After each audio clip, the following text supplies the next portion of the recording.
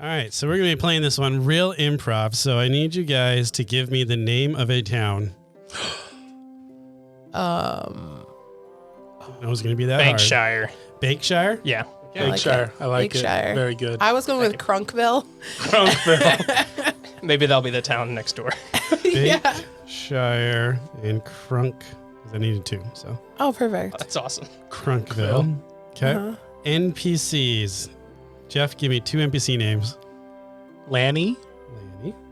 and Lanny smokes pot. Lanny's like a total stoner. Okay.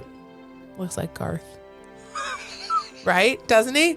yes. Yeah. Like that's what you like.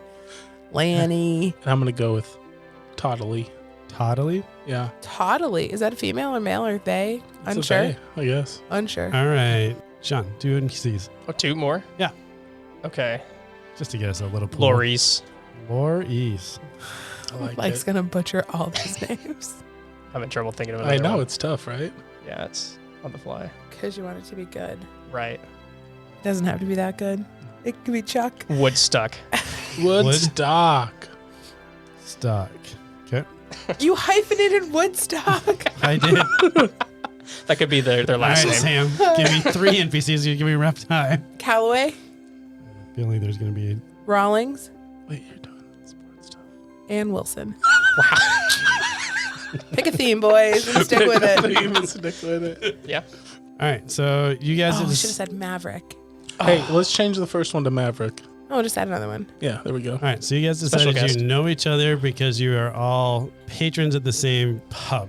Yes. Yeah, I you just guys- happened to be there for the coffee club, I guess. Yeah, Coffee you Club, that's what it's You called. always show up because you're just there, and the coffee club shows up. Yeah, Yeah. pretty much. They're Yeah. always just there, and we have coffee club, and you That's were where like, you get his hot meat.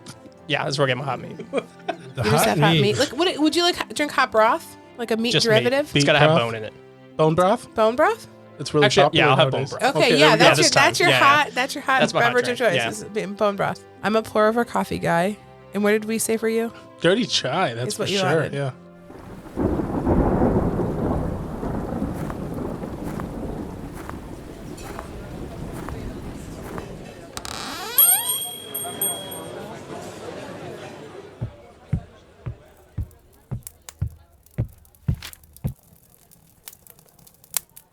Hello, fellow travelers. Today our adventure begins, not with the bard spinning his epic tale, but in the library of the Carriage Rest Inn. Between the crackling fire and the overstuffed armchairs, we find a patron, lost in the pages of a story. A story about heroes, villains, and a merry band of adventurers caught somewhere in between. Let us also get lost in this adventure.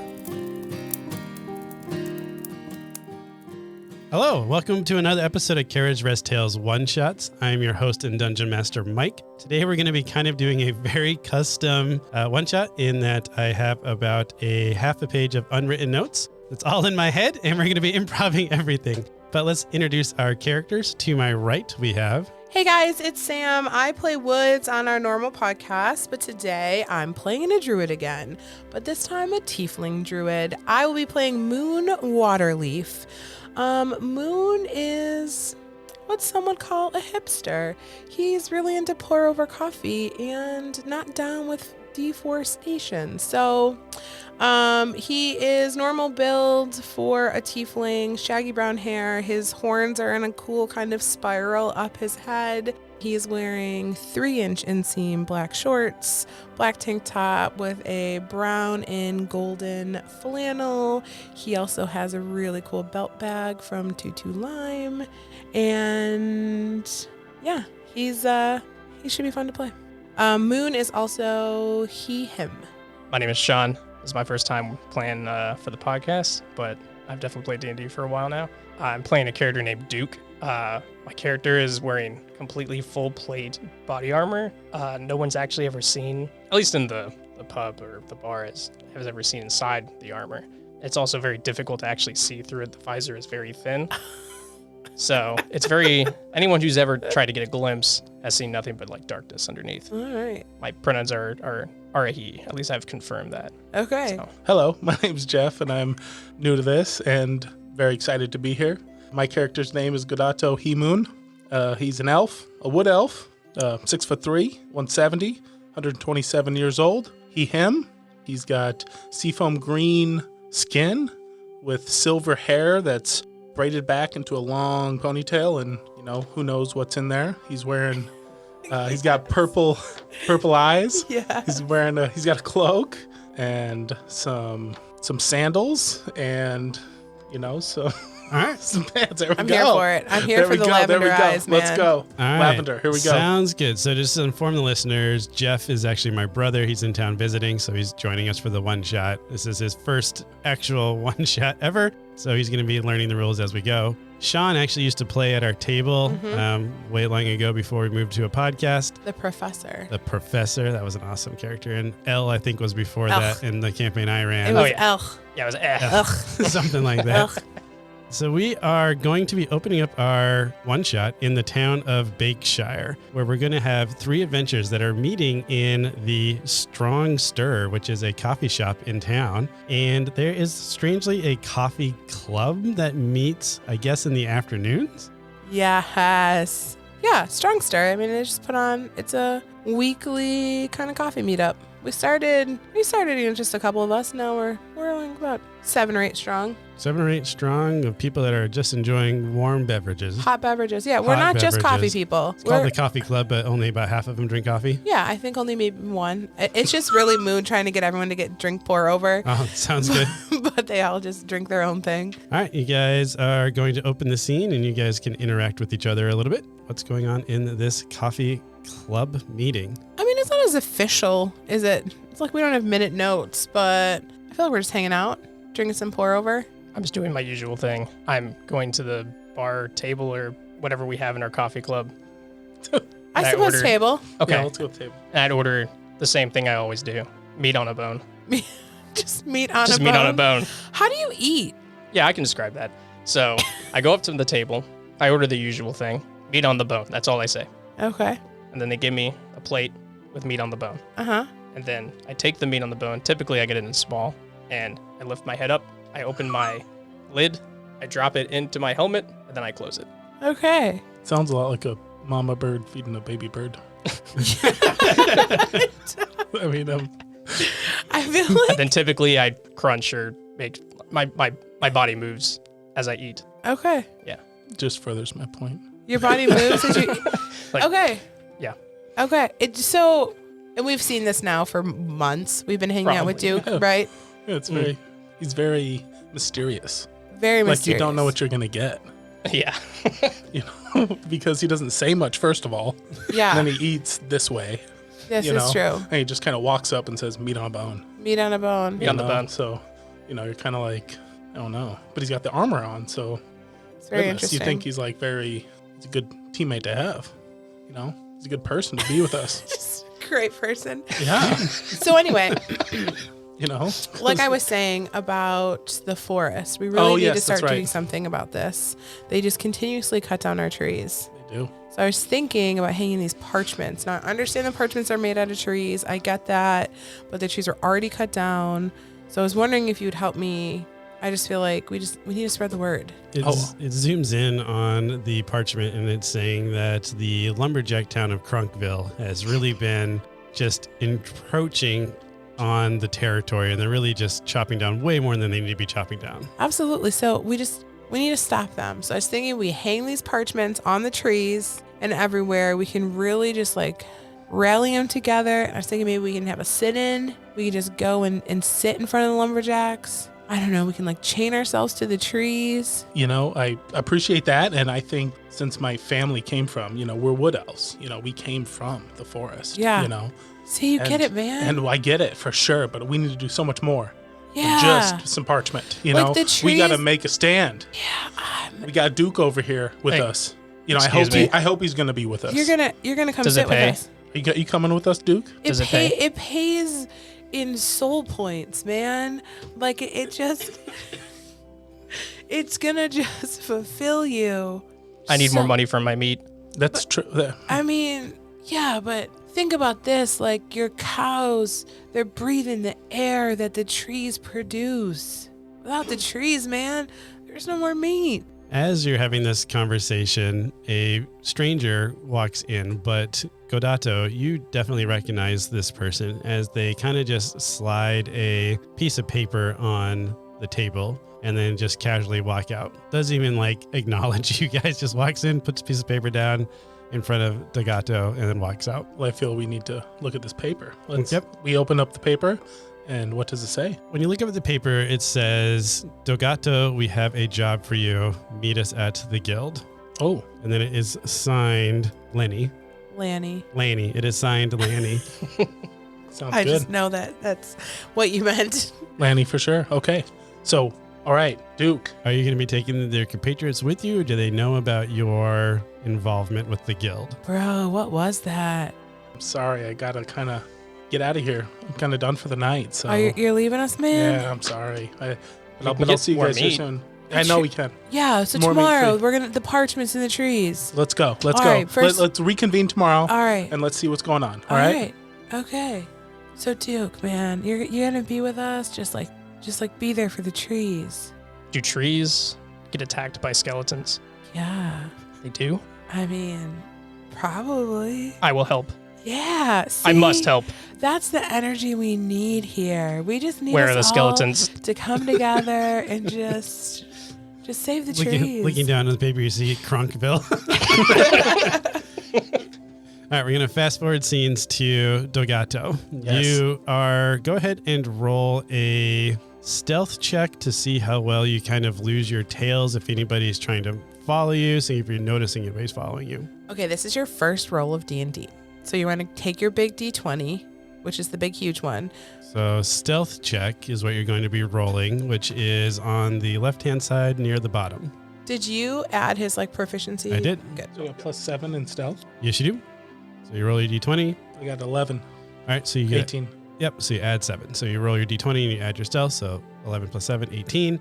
You definitely feel like you might be getting tailed by the town guard, and Okay. then you kind of slip off into an alley, duck weave, and then you feel like you've successfully lost them. And you end up at the guild, which is actually kind of a rundown looking house. But then when you enter in, there's a little trap door, like in this ramshackle house that goes down into like an underground nightclub, where it's just super nice. They got some nice music going on, some really good smelling food and all that stuff. You descend down the stairs and you meet with your guild officer, Lanny. Hey man, how's it going? Thanks for coming in and seeing us. Yeah, no problem. I got your note. Yeah, so the boss has got a mission for you. All right. Curious to see. I need you to, so he wants this thing called like the living gem. Wow, that sounds awesome. Yeah, it's like you'll notice it because it's a ruby the size of your head. It's huge, man. So we need you to go get that. And the last we heard, it's a druid has it named Tadila. All right, Tadila. Do we know where Tadila is? Last we saw or heard, she's over in Cronkville. Just Oh. outside of it, there's a temple that she needs. I guess she runs out of. So you need to be able to take that from her. But I guess they said don't let it touch you. So I don't know how you're gonna steal it, but don't let it touch you. All right, so it's a living gem that's the size of our head, Yeah, it's called the That- living gem. and we can't let it touch us. It's a ruby the size of your head. Is it protected? Well, it's protected by this druid. I think Just her one name's druid? Tadilra. Tadilra, yeah. Yeah, she's pretty powerful, I hear, though. So Oh, okay. yeah, you'll want to be able to get that from her. But I think they said that your debt might be cleared if you get this. Oh, So that's definitely motivation to do it. But I think that also represents how dangerous it is, man. Yeah. So be careful. sounds very dangerous. I would love to take this mission. Okay. So I guess I don't have anything other than that's kind of the direction they said. So just go out to Cronkville and then we can, well, I'm not going with you, but then you can maybe capture that gem for us. Yes, we'll figure out a way and bring it back as soon as possible. Who's we? Are you taking a team this time? Oh no, I'm thinking about it. That would, I'm thinking it might be a good idea. that, you know. that might be. Yeah. All right, cool, dude. So I guess I'm going to get back in and just holler at me when you get that gem. Sounds good. We're on it. Godato's on it. Sounds good. You wouldn't actually get past that, so you only really deal with Lanny. So you don't have much other exposure with the guild because they usually will stop you and talk to you in that front room. Okay. So, but as soon as Lanny opens the door, you see that it's just like over-exaggerant everything in that, like a big, elegant feast, ballroom, people, all sorts of stuff. But you're never allowed back there. Okay. So we're going to end that scene. All right. So I think Moon and Duke would still be in the coffee. At the pub. Yeah. We're hanging out at the at Strong Stir. Strong Stir. That is a brilliant name. That's good. Good job. I don't know what we said it was afternoon, so I don't know what you guys want to do. Yeah, I from think this we're point. still just hanging They're out. still hanging out. I run back. It's time for lunch. I'm gonna get another meat on the bone. Yeah. He's still eating that meat on the bone. Meat sticks. Loves meat sticks. I have a question on the meat on the bone. Yeah. Do you just eat the entire thing, like the Are meat you and eating the the bone? That's a good point actually. And you said you don't drop the plate in, so never mind. Not the plate, but No, don't drop the plate in, but pick it up, drop it in. Maybe after like 30 minutes, I drop the bone. you just like It's reach in clean. and grab a bone. Does it like Yeah. come out like your pant leg though? I don't know. Like I picture it. It does just not. Haven't you Okay. seen those birds that like have a really big thing that they just drop the whole thing in there and they just kind of. They just like Okay. Dogato is running back. Yes, I am running back to the strong stir. strong stir. Run into the thing. See Duke Oh, and man. Moon. Hey. They're still there. Sweating. Sweat's just coming off. What, bruh? What's with the hastiness? It's not going anywhere. Hey, I got a job. I got something. I got something for us. It goes along exactly what we're looking for. What, is it gonna help us save the trees? Is it gonna kill the skeletons? You know, it's a start. It's something we're gonna work with. I'm you in. know, it's something we're gonna work with. But I'm what in. else do you have doing? What else do you got going on? Well, Once I finish got this bone, I'm ready to go. Not as Well, soon I as have we're the- done. Yeah, the trees. the trees, Yeah, man. we're gonna save those trees. All right, We got the trees. all right, Trees are right there. all right. Let's. Yeah, what are we doing? We are going to. You can move the notebook in front of you. That's interesting. All right, I got this notebook right here that says. That's awesome. All right. So, yeah, we got this living gem. It's a ruby the size of our head, but I don't know how we're going to get it because they said it's protected by some creature, something that has sorts of power, and we can't touch the actual ruby. So I don't know how we're going to actually get it. Can I roll history? Yes. Go ahead and roll a history check. What's that? And Duke, you can roll a history check as well. 9. 4. Moon, with your 9, you are going to get 5 seconds.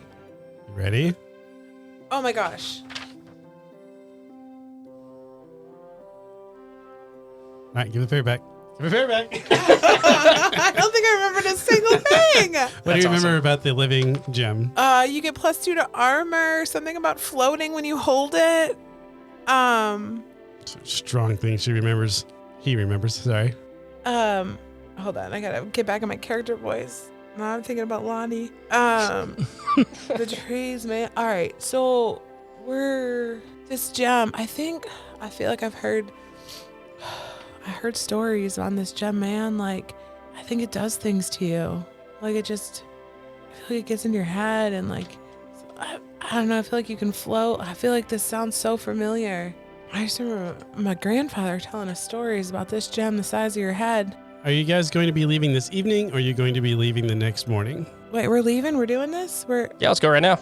All right. Are you guys into it? Maybe let's hold off till the morning. Let's go. Let's get relaxed. Let's get some more meat on a bone. I feel like I'm really relaxed, man. I don't know about you. Okay, let's go. Yeah, let's do it. Let's change. We're going. Going to Crunkville this evening. It is about we'll say, day and a half journey. So you'll have this half the evening, you'll stop somewhere around the way, and then the next evening you'll get into Crunkville. Okay. So I need everybody to roll a let's go with the D8 this time. Oh my gosh.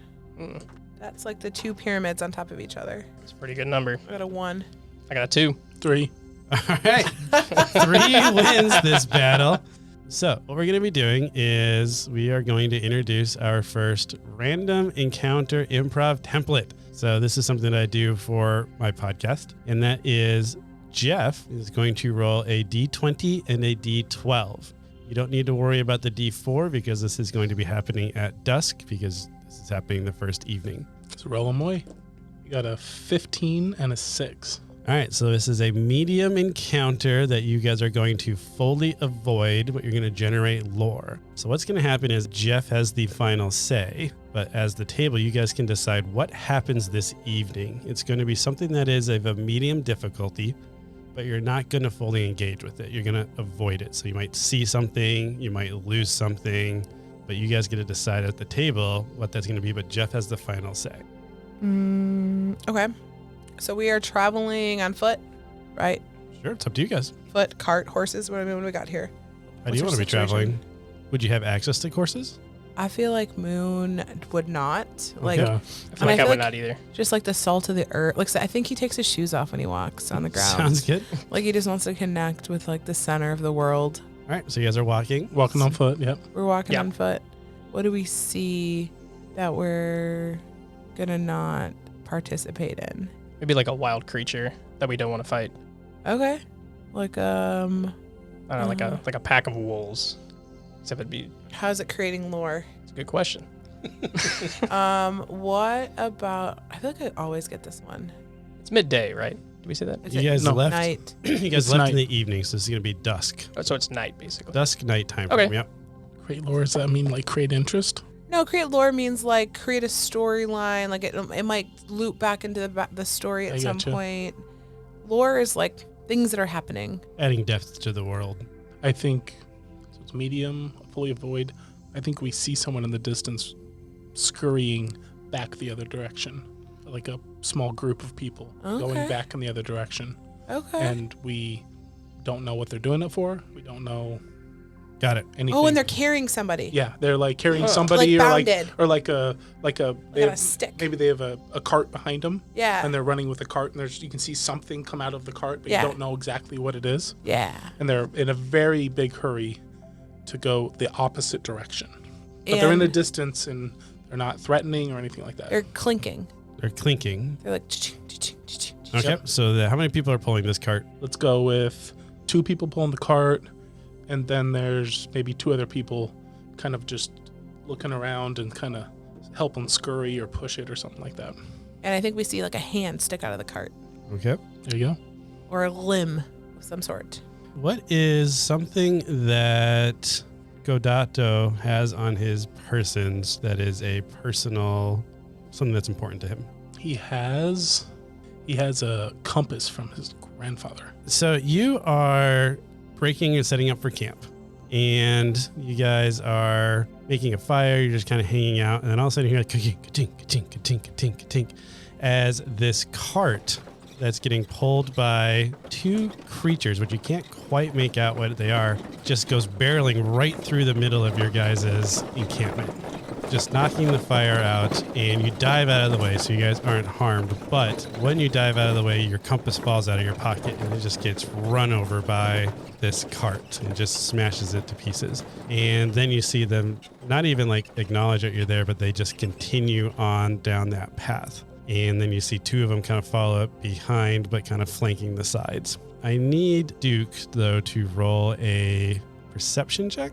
Okay.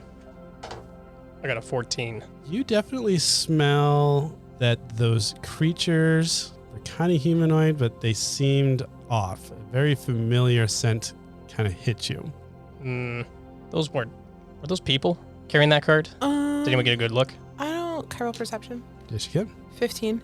You can't quite tell if they were people, but then when you start investigating the footprint, you start noticing that something looks off with the footprints. There was like a normal like heel footprint, but then the tops of them, you could see like the toes were very defined and they're very skinny. I don't know, man. Like, I felt like they're humanoid though. Like, but Right. I mean, what really are people? Like, what? You know, man. Like, are we people? Are you people? What are you people? No. Huh? Are you guys going to try to follow the tracks, or are you going But to... I don't think they were people. But You did don't anyone think- see You think they were you? No. They smell funny. did anyone see what was in the cart? Because the cart ran over my compass. Oh. Oh no, Yeah. man. Is it covered in dirt? Well, Well, yes, it is covered in dirt. Here, I can clean it, Okay. if that's okay. Yes. Okay. Clean the compass. I'm gonna take the compass, open my helmet, put it in, and close it. You hear a little rattling a little bit. Then I open it up again, pull the compass out, and give it to you. Well, It's covered in my saliva. thank you. That's a great compass. It's still broken, but it's Not, I'm sorry, I it's clean cannot of fix dirt that. at least. Moon's just gonna Moon's gonna walk over and walk towards Garato, but clearly looking at Duke, what is happening? And he's gonna grab your compass and cast mending, and fix it. Thank you. You're welcome. Oh, Thank you, Moon. Compass has been fixed. Okay, but does anyone see what is in this cart? no. I saw a hand. Did you? So- A limb? Did it look like a human hand, or what type of figure or creature was it? I think we're back to that same question. What is people? I mean, what? Am I people? I'm not a and he looks down at his hand. He's just like, am I people? You know? And then he walks over to Duke and picks up Duke's hand. Does it is different? Is it heavier? I mean, it's in full plate armor. suit of armor. I mean, it feels gonna, heavy. Solid suit. He's gonna put your hand up to his, so it's their fingers are matching. Are we people? You're people. You're not. And then I'm not a people. He puts his hand on your heart. He's like, Whoa. This is holy armor. No touching. okay. No touchy. You can we can shake hands. All Now. right. He won't touch you. Just hovers. Okay, man. You're not people. All right. So, hey guys, let's make note of this and let's go. Let's continue going. What do you think? Think we should keep going I to think Crunkville? I think we should hang out for the night, man. Okay, let's hang out for the night. And he's gonna druidcraft the fire back up. Okay. And then you guys just spend the night. Yeah, we just hang out. I think there's probably maybe some more conversation around what is people. I feel like we might also ask Garato maybe about his compass. This compass is. Just throwing you to the wolves right I now. have no idea what to say here. Who gave it to you? Can I roll something to get information? You still have to come up with it. So I have to come up with it. Okay. Yeah. We'll ask some probing questions. I'm digging your compass, man. I feel, does it just center you to the earth? It does. It centers me and keeps me guided. Keeps me moving in the right direction. Who gave it? It's really nice. Who gave it to you? It's a really good compass. It came from my grandfather, who he was in charge of the Wood Elves. Yeah. And this is a great compass that he had handed down from his family. It's a heirloom. And it just leads us in the right direction. Leads us to greatness and save our kind. The Wood Elf are good people. They're just Yes, we are. they're people. And Right? This We invigorating story continues to the next day, where we're going to have a full day to get to Cronkville. I believe, Sean, you had rolled a 2. Yes. So you get to see what's going to happen during the day. So you're going to roll a d20 and you're going to roll a d12. And in this case, you can roll a d4 as well. So you can see what time of day. Okay. I have 10 for the d20. So 10 is easy. I have a 2 on the d12. Partially engaged. And it's at the dead of night. Alrighty. So it's right at the evening after you guys are having that super fun conversation. Uh-huh. Something is going to happen that you're going to actually have to engage with this time, but it is easy. So you're going to only lose. Go ahead and roll a d6. I don't think I've ever seen you use the big dice. Oh, yeah. I love this thing. 5? 5. All Yeah. right, so lose 5 hit points from whatever this encounter is going to be. Each of us? No, Just me? just him. It's easy, so I'm not going to have everybody do it. All right, so what's happening? I think one of the stray things from the cart maybe was coming back for something. One of the stray figures from Yeah. the cart was coming back Yes. because it thinks it might have seen something. Yeah. So it comes back, and that is when Duke immediately notices that smell is very familiar. You can smell it getting closer to you, and you put together that is an undead creature. And so with that, you kind of immediately shoot up, get your sword, shield ready, and you just don't even announce to your compatriots. They're talking about what are people, and you just barrel into the bushes and start fighting this undead zombie monster. You are going to be able to kill it and perish it, but that's why you took the 5 points of damage as well. Man, what'd you do to the bush? Like, That was no bush. what happened? That was an undead creature. Whoa. I had to perish it. Man, how does that make you feel? Like, that's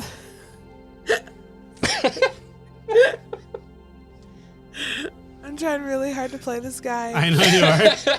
The salt of the earth here. You're doing fine. That takes a piece of you. Do you feel that when you take another life? But they're already dead. Yeah. So I don't really feel... Well, I feel better Yeah. What is dead? when they're like that. I point to the corpse, I guess. Moon's gonna walk over and roll investigation. Okay, what are you trying to investigate? Oh, I just want to see what dead is. Okay. I don't know. I got a 6.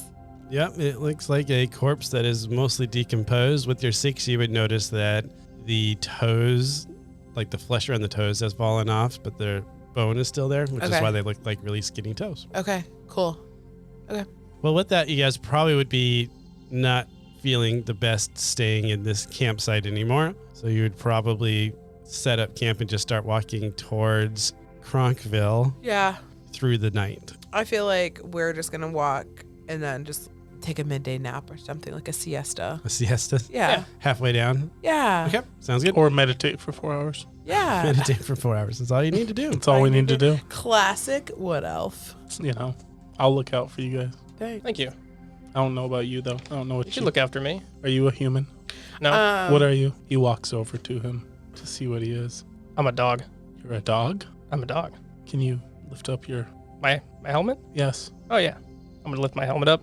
Inside, you see a tiny chihuahua on top of a suit of armor. Oh my god. Welcome to playing D&D with Sean. I mean, I expected nothing less. Yeah. Whoa. A chihuahua that can talk? So the chihuahua barks, but the suit of armor is imitating, like, It's pretty much magical. my voice. Yes. Is there more than one chihuahua? No, it's just So me. it's It's just just- the one chihuahua. How does the legs move? It is magically enchanted armor that my Okay. father made for me. Who is also a chihuahua? No, he was a human. How did you get to be a chihuahua? I was born a chihuahua. And your dad just loved you so much that he created this for He you? made me a suit of armor. Man, that's just that's love. That's circle of life, man. I love that for you. Thank you. And he's gonna like reach in and try to pet you. Oh, no. What? This is a holy armor. I'm gonna close my lid. Okay. Okay. Are you with the team, though? I'm with the team. Let's go.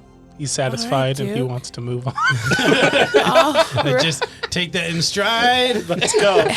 Moon's just like got my priorities. Yep. I'm trying to get my family's name back Yeah. the way it should be. Moon's just like nodding his head, fingers through his belt bag, like, all right, we got a dog. We're just gonna, all right. And he's like gonna take his shoes off. And he's like, just gonna walk. All right, man. Yeah. As you guys start walking towards Cronkville, you start seeing that their fields have been cleared off quite a bit from lumberjacking. They're cutting down the trees. And you see that they are building up barricades, like walls, to this town. And Cronkville's a pretty small town, so it seems strange that they're building such an elaborate wall system. But that's what's going on as you guys are walking into town. Most of the townsfolk are out chopping down woods and fashioning them into walls around their city. The walls are wood. Walls are wood. Moon's just gonna like touch it as he walks by and just like feel the energy coming from the wood and like, I guess, man, if you can't be a tree, you can be a wall. And he's a little depressed. He's a little sad, Yeah, I can but see that. understands that like it has its new job. A new job. It's working. It's a working tree still. It's a working tree. Godato looks around. How much is the fence covering? Just because word has made it down to Bakeshire that the logging has been kind of encroaching on them. We'll say that at this point it is probably about 80% done because they have been logging for quite a while. All right. Can I talk to like a villager or something and ask them like, Sure, you can talk to a villager. hey, is the wall to keep out something? Oh, the wall there is to keep out the skeletons that just keep showing up. Skeletons. Yeah, Here? they started showing up. They've been taking our people, and I don't know where they're going, but we've been trying to stop it. And the best thing we can think of is to put a wall up to keep them on one side. Where are these skeletons coming from? Do you know? They're coming from the woods, and then they come in and they attack. And, well, they don't mind just dying, I guess, again. And then they take people, and then they just keep coming. So we've been chopping down these trees to put up these walls, and that's what's going on. Wait, what have you been chopping down? The trays. We've been chopping down the trays to put them into the wall to try to keep the skeletons out. You're knocking this out of the park. I just want to let you know. We tried to send scouts out, but they just don't come back. I think they probably get taken as well. I pull up my hammer and tell the villager, civilian, whoever, I will help defend this town from the menace. That is so That great. is We the do need some skeletons. better fighters up in here to protect the wall and the I'm in your- the city. Dog. That's awesome. It's awesome, Dog. awesome dog. I'm the top dog around here. You look like you got some good armor on you, and you can probably swing a mighty hammer. Yes, I can. All right, I can smash the bones into can dust. you carry wood as well? I can do that, All right. Why don't but we? I get distracted really easily. Okay. Can we maybe let's keep building the wall before the skeletons show up, so that way you can be on the outside of the wall and you can fight Okay. them, and we can be safe Yeah. on the inside. Okay, yeah. Yeah, that sounds great. I like this plan. Okay. Yeah. Moon is just like pushed up against the wall, like face and cheek to it, like just trying to like breathe in the grain of the wall, like be one with the wood. And Godato looks at Duke and says, Duke, Hmm? you want to help them build this wall and then be stuck on the outside of the wall? Yeah. So that way I can fight the skeletons and no one has to be taken from. Moon, appreciate you loving this wall. But hey, team, let's go inside. Let's finish our task. Then we can address the wall situation Look for that from gem. the inside. Do you think if we just Have you told them about the gem? I wasn't listening. when you Yes, said yes, that. we did. Okay, I was just there. checking. They're aware Oh, of yeah, the yeah, gem. Yeah, okay, sorry. That was at the mighty stir stick, Strong strong stir. stir? Strong Stir, yes. So I'm trying to keep them on track as the leader of the group. The leader of the This group. Okay. is so fun not being the leader of the group. So, Jeff, thank you. I'm this happy is to do so it. fun for me.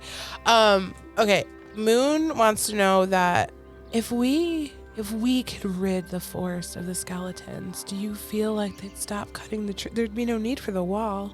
That Like, makes sense to me. Let's solve the problem. Let's find the solution instead of creating a band-aid. That makes sense. So we find their nest. Like let's eradicate this problem I agree. instead of manifesting these. Godato is seriously considering letting them go and continuing this as a solo mission. That's fine. Karato can do that. But he truly understands the value of a chihuahua and a tree hugger. So Speaking of, as Godato is thinking this, I need Duke to roll let's do Constitution saving throw. Okay.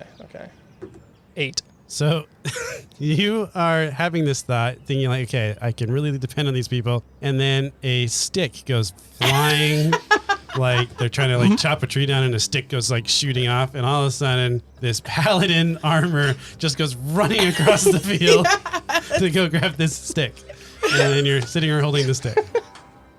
I'm holding stick. Oh, okay. I open my helmet, stick in, and then close the helmet.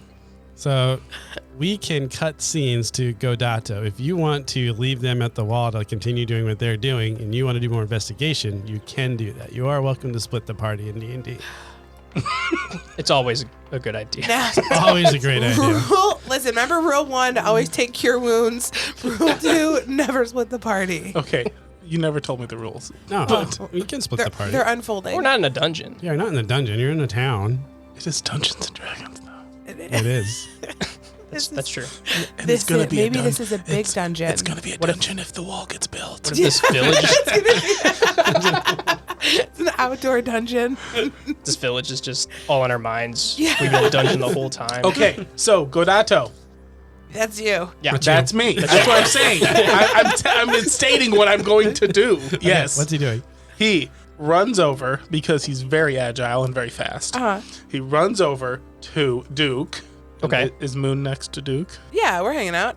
Yeah, of course you are. Because talking about trees. it's near trees. I mean, my exactly. stick. And he grabs the arms of both of them and says, "Hey, team, Yeah. Yeah. Yeah.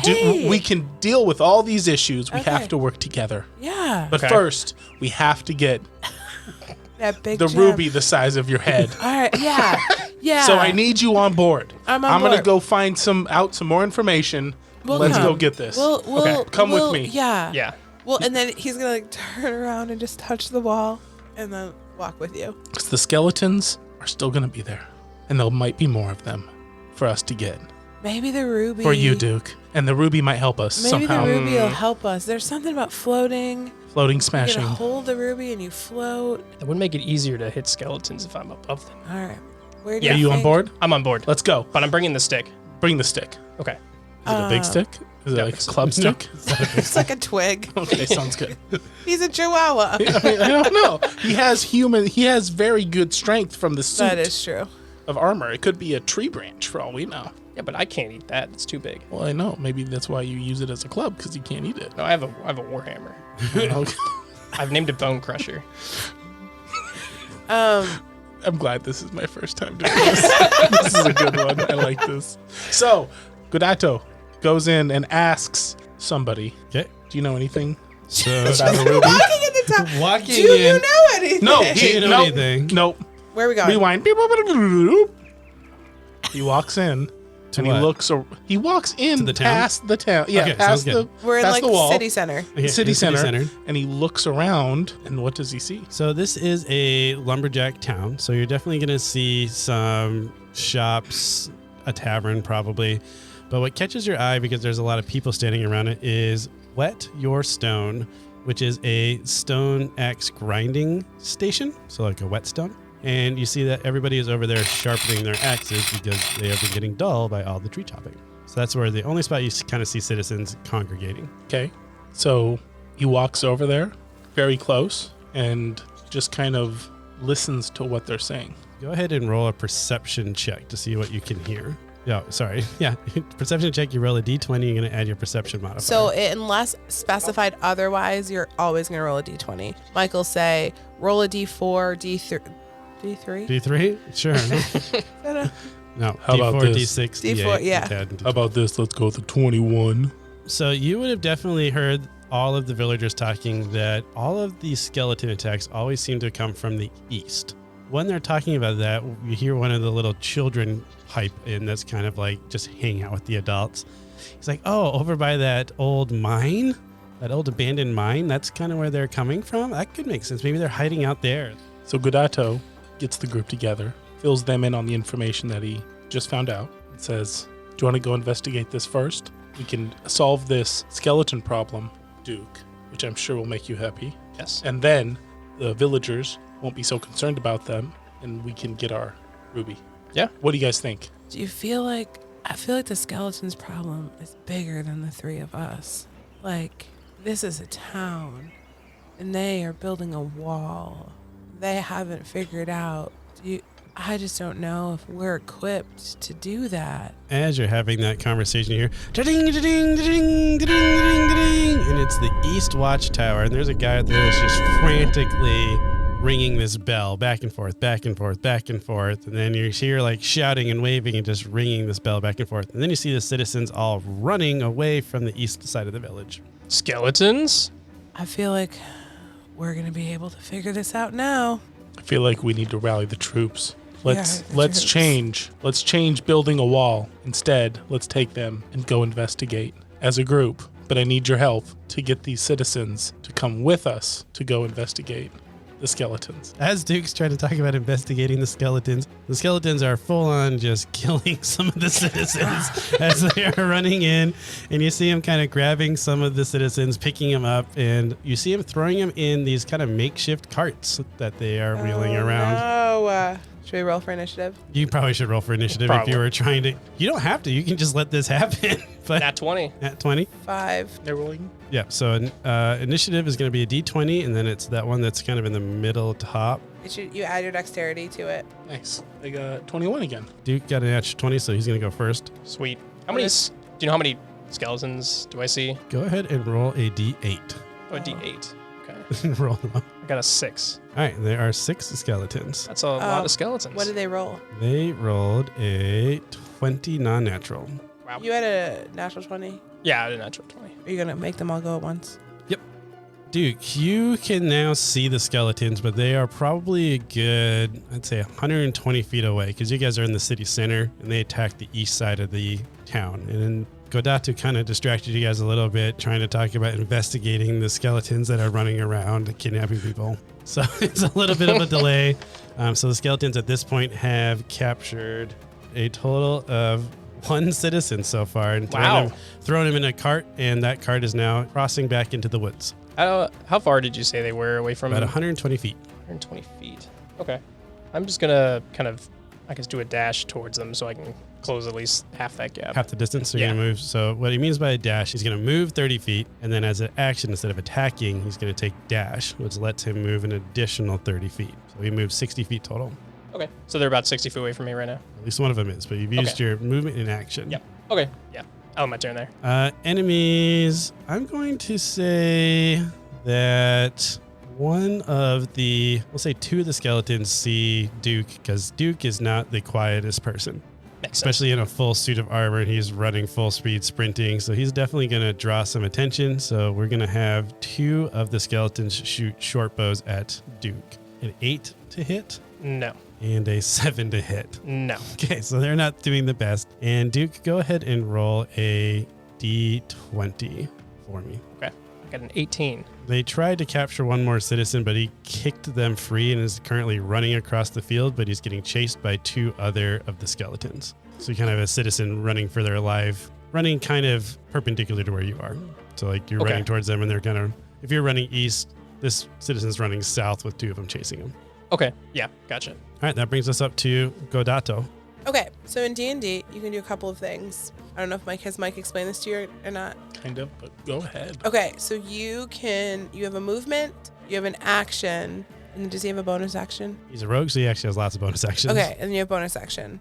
So you can choose to move places. You can also speak. That's generally free if you wanted to like tell somebody to do something. Okay. So you can like move, you can attack, and then as a rogue, you can do a lot of extra things. I've never played a rogue, so Michael, I have to help you with that. Sean, you've been a rogue before. Right. Actually, I have not. At this point, you have a short bow. Yeah, that's what I was thinking. Am I in position now? You would be a little bit far now, but what you can do as a rogue is a bonus action is actually dash for a rogue. So you can use your 35 feet of movement. Yep. Already got that. Then you can use your bonus action to move another 35 feet using the dash function. Mhm. So you can get it 70 feet. So now they're only 50 feet away from you, which is in range for your short bow. So you could sprint over there and as you're sprinting, take your short bow off, and then you could line up a shot for one of the skeletons if you wanted to do that. That sounds great. So you're going to shoot at some of the skeletons that were shooting at Duke, or are you going to shoot for the skeletons that were chasing that citizen? I am, I got to protect my chihuahua. Okay, so you're going to protect your party. That makes sense. I'm going to protect my party, so All right. I'm using my short bow. Yep. So your short bow, you're going to roll to see if you hit. So you roll the D20 and you add your proficiencies, which I think we said was +5 for your short bow. That is correct. 24. 24 hits. So now you can roll the damage, which is a D6, and I think it's +3, which is your dexterity. That is correct. 5. So 5, is that with the +3 in there? Yes. Okay, so you pull back and you let go and you hit one of the skeletons. It doesn't quite bring it down, but you definitely see that the arrow is sticking into its rib cage, so you know that you got a nice clean shot on it. And it is now kind of looking at you because now you are actually the closest target. That brings us up to Moon. And we're 120 feet away. 120 feet away, at least from the closest skeletons. Is the skeletons in melee with anyone? They're kind of in melee with the citizen that's running for his life. Okay, so I don't want to waste a second level spell on some stupid skeletons. So I'm gonna just dash, get me 60 feet. Okay. So you're just moving in next to Duke. Yeah, I think I can do a thunder wave. So Thunder Wave is going to be 20 feet from your position. So you wouldn't reach the skeletons, but you could knock No. Duke over. You hit me with it. No, it doesn't say that. A wave of thunderous force sweeps out from you. Each creature in a 15-foot cube originating from me. That's not going to be good. 60, 90. I got nothing. Okay. So you're just closing the distance. I'm just, yeah. All right, Duke, that brings us up. Which is like the fastest you've ever seen Moon run. Yeah. Saving up all that energy for combat. Yeah. Makes sense. He's going to save the trees. Save the trees by saving the people? villagers by killing killing them. the If we If we skeletons. kill the skeletons, then they'll stop building the wall and we'll save the trees. Yep, it makes sense. Circle of life, man. Circle of logic. Trees. Circle of trees. All right, Duke, what are you doing? Okay. I'm going to move 30 feet closer. Okay, so now you're 30 feet from the skeletons of the bows. How close am I to the skeletons that's chasing that one guy? Okay, so if you want to go that direction, we'll say that you're probably 40 feet. Okay. I guess I'm within 30 feet of those bow guys, right? Yep. Okay. I'll just look at them and Okay. I guess growl. Do you want to use your action to dash into melee, or do you want to stay out of melee? Actually, yeah, I'll go into melee. And are they right next to each other? They are. They're kind of right next to each other, so you'd be kind of splitting right between the two of them if you wanted to. Or you could go more towards one. Okay. I'll go more towards one. We'll say the one that isn't shot by Godato, so you know that you're not in his line of fire. Yeah. That works for me. I'll just get like right up into its face. It doesn't like you being up in his face, so it's going to try to shoot you, but it's not smart enough to switch to its scimitar, so it's going to have disadvantage because now you close the distance on him so quick. So disadvantage means I roll 2d20s and I take the lowest one. So a 7 is probably going to miss you. That is correct. And the other skeleton that's actually attacking is going to attack the rogue that just shot it. So Godato, it's shooting back at you for 18 to hit your armor class, which I believe is a 15. Yes. And it's going to hit you for 7 piercing damage as you get hit by a arrow. So you have to track your damage. Now you can do it the simple way, like using tally marks, or you can do it the psychotic way and just add on the sheet of The paper. super hard way of writing a 7 on the piece of paper. Wait, how many am I supposed to have? It's at the very top. You have 27. So I have So 20 now you left? have 20 left. Or you can do the third option and subtract. Oh yeah, who subtracts? Nick subtracts. Nick I'm subtracts. subtracting. I subtract. You subtract? Yeah, I'm I have 31 health Why? compared to my 36. Oh my so gosh, it's I easy. tally mark. I do like 4 and then 1 across. And 4. Different strokes for different folks, you know? All right. The other two enemies, we're going to have Dogato roll a d20 for me to see if the citizen has been recaptured. What do I add to Just it? it's a straight roll, so you Eight. get an 8. Okay, so the citizen has been overtaken by the zombies that it was chasing, or the skeletons are chasing it, and it is getting dragged back to one of those carts. And that brings us up to Godatu, and actually those other 2 skeletons that were in the fight have already captured their citizen, and they are fleeing more into the woods. So, Where am I up here? Godato, you are about, I think it was 60 or 50 feet away, Mm-hmm. and you were shooting your bow. But you just got shot in return also. So By that same one. by the same one that you shot. So you guys are exchanging fire. 50 feet, you said? 50 feet.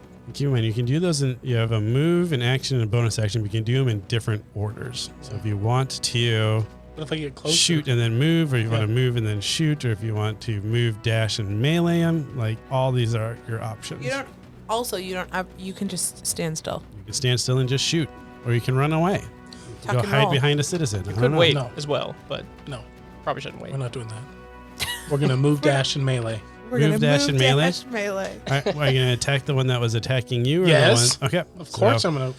so you're going to move your 35 feet, dash the rest of the 25 feet or whatever to get to the skeleton. As you're doing that, you kind of quickly wrap your bow around you and you pull out your short sword and dagger. You better believe it. So then go ahead. You only have it at a single attack, so just your sword is going to swipe down at this person. Yes. So go ahead and roll to hit. 18, 18's going to hit.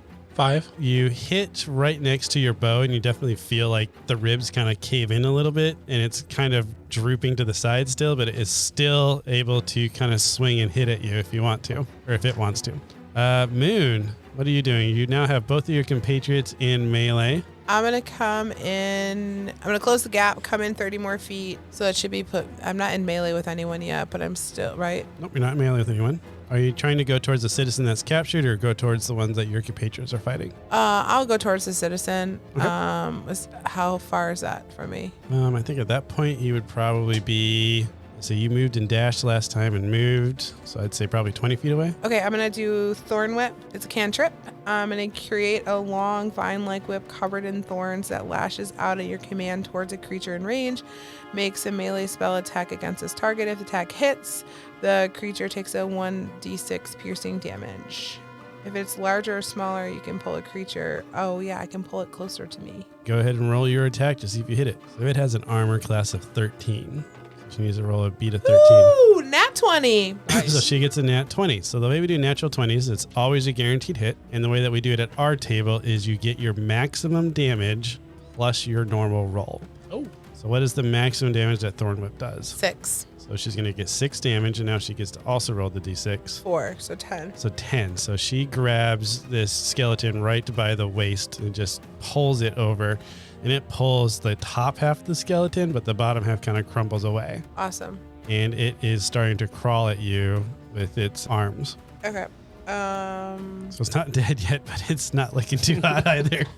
It looks almost exactly the same as the other monster that's fighting Godato up above. Okay. I'm gonna stay here. Okay.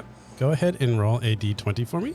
19. All right. In the confusion of that thorn whip, that citizen was able to kick free and is starting to run towards you, knowing that you are now someone that might be able to help save them. Okay. Duke. How close is the skeletons that Godatu and I are fighting with the one that say they're was probably pulled about in? 10. Oh, from the one that she pulled in? Yeah.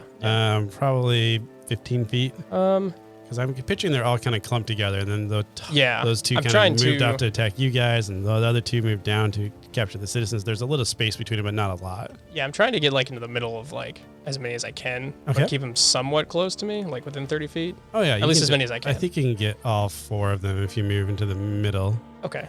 If you're trying to get them you can get all 4 of them within 30 feet of you. Yeah. Okay. Yeah. Okay. I do that, and then I channel divinity. I'm going to use my conquering presence to exude a terrifying presence. So I'm going to use my action to force each creature of my choice that I can see within 30 feet to make a wisdom saving throw. On a fail, they become frightened of me for a minute. All right, so I'm going to roll 4 wisdom saving throws.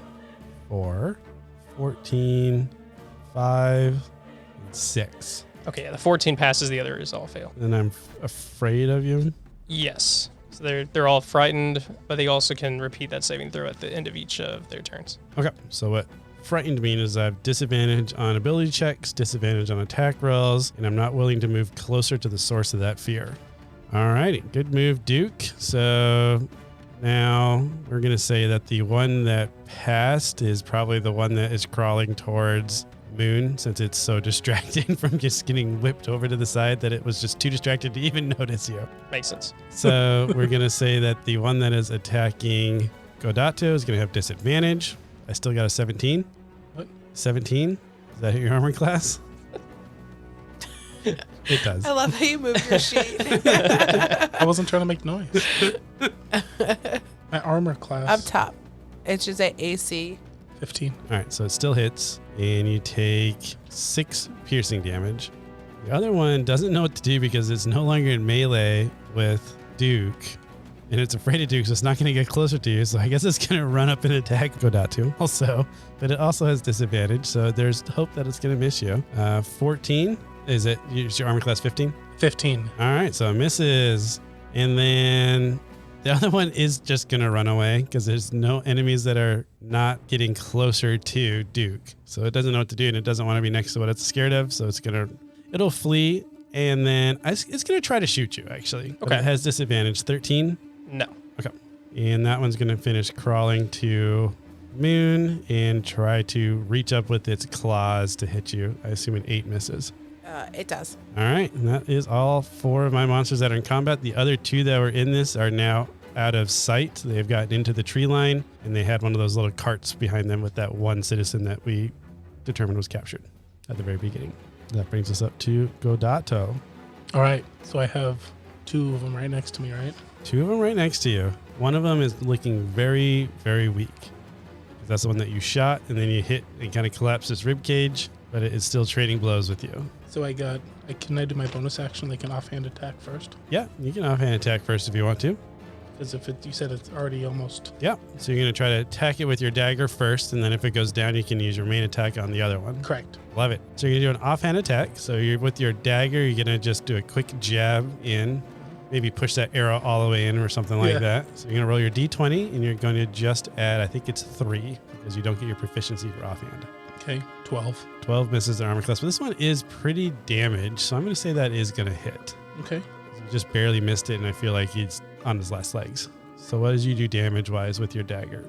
That's a 4, right? Yep, it's a d4, and you don't get to add anything because it's your offhand. 2. All right, with that, you are able to down the last little bit of health of that monster, and now you have your main attack, which you can use to attack the one that is next to you. Yes. And that's a d20 as well. Correct. 12, and that's plus the 5, so Plus that's 5. 17. 17 hits. 5. 5 damage. So you're knocking it away a little bit, but it's still there. it's still there. Yeah, I got you. And then with the next one, I'm going to... Attacked, and you did your bonus action, so you only have move left if you're going to do anything. If I flee away, then If you flee away, they're going to hit you. they are. Yeah. Yeah, it's called attack of opportunity. So if you're in melee with somebody, if you're actively engaged in melee and you decide to leave, they get a free hit on you. Oh, okay. Then, Unless you do something called disengage. So we need your bonus action to do. Yeah. Okay. Where So- you I'm good. Okay. Okay, sounds good. Moon, you got a skeleton at your feet. It's just the top half. He's gonna take out his rapier and just give it a nice little poke in the face. Okay. 18. That hits.